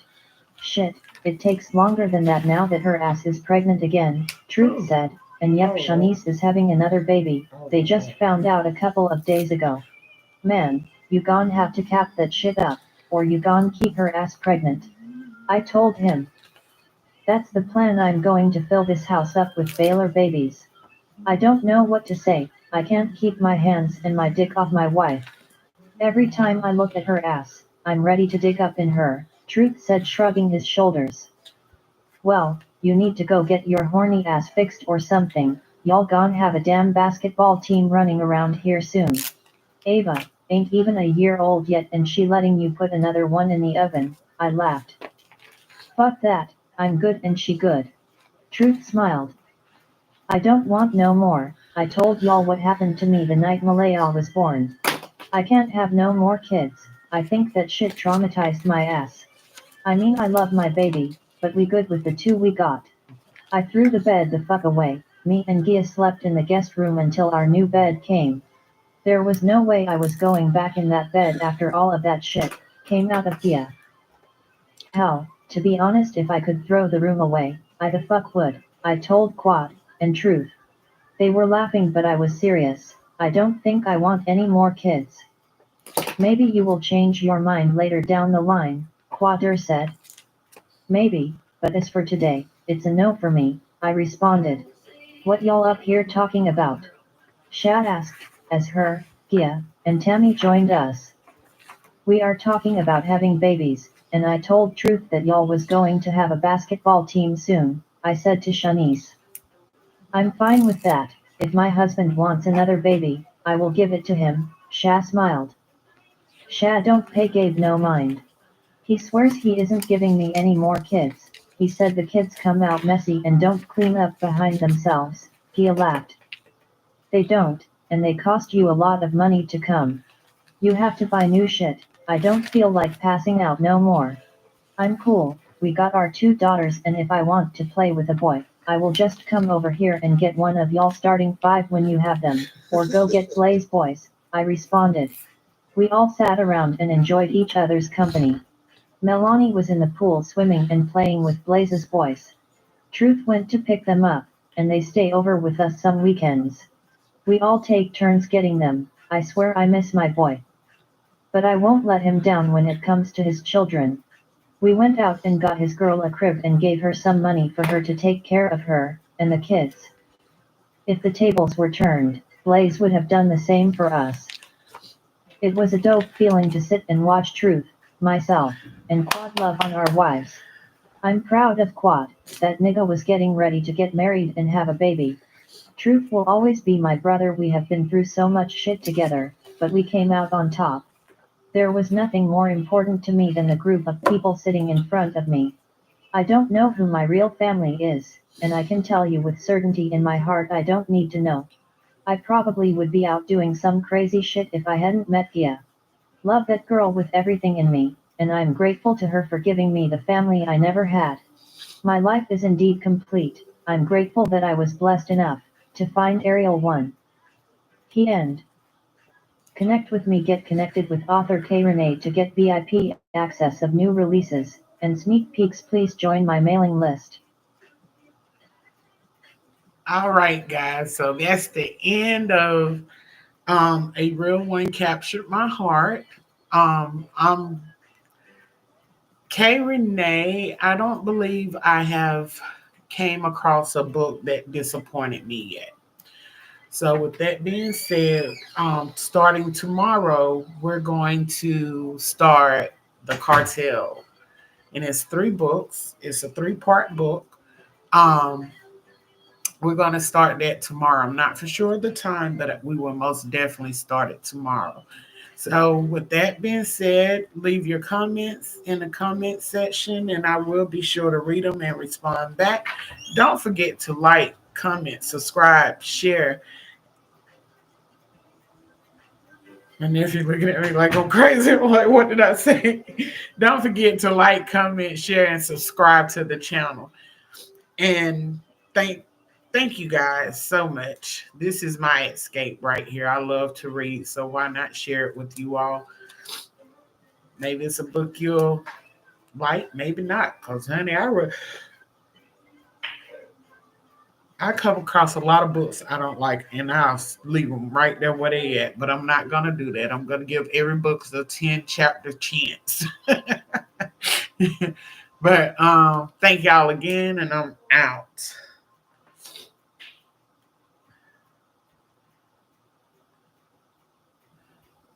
And stream.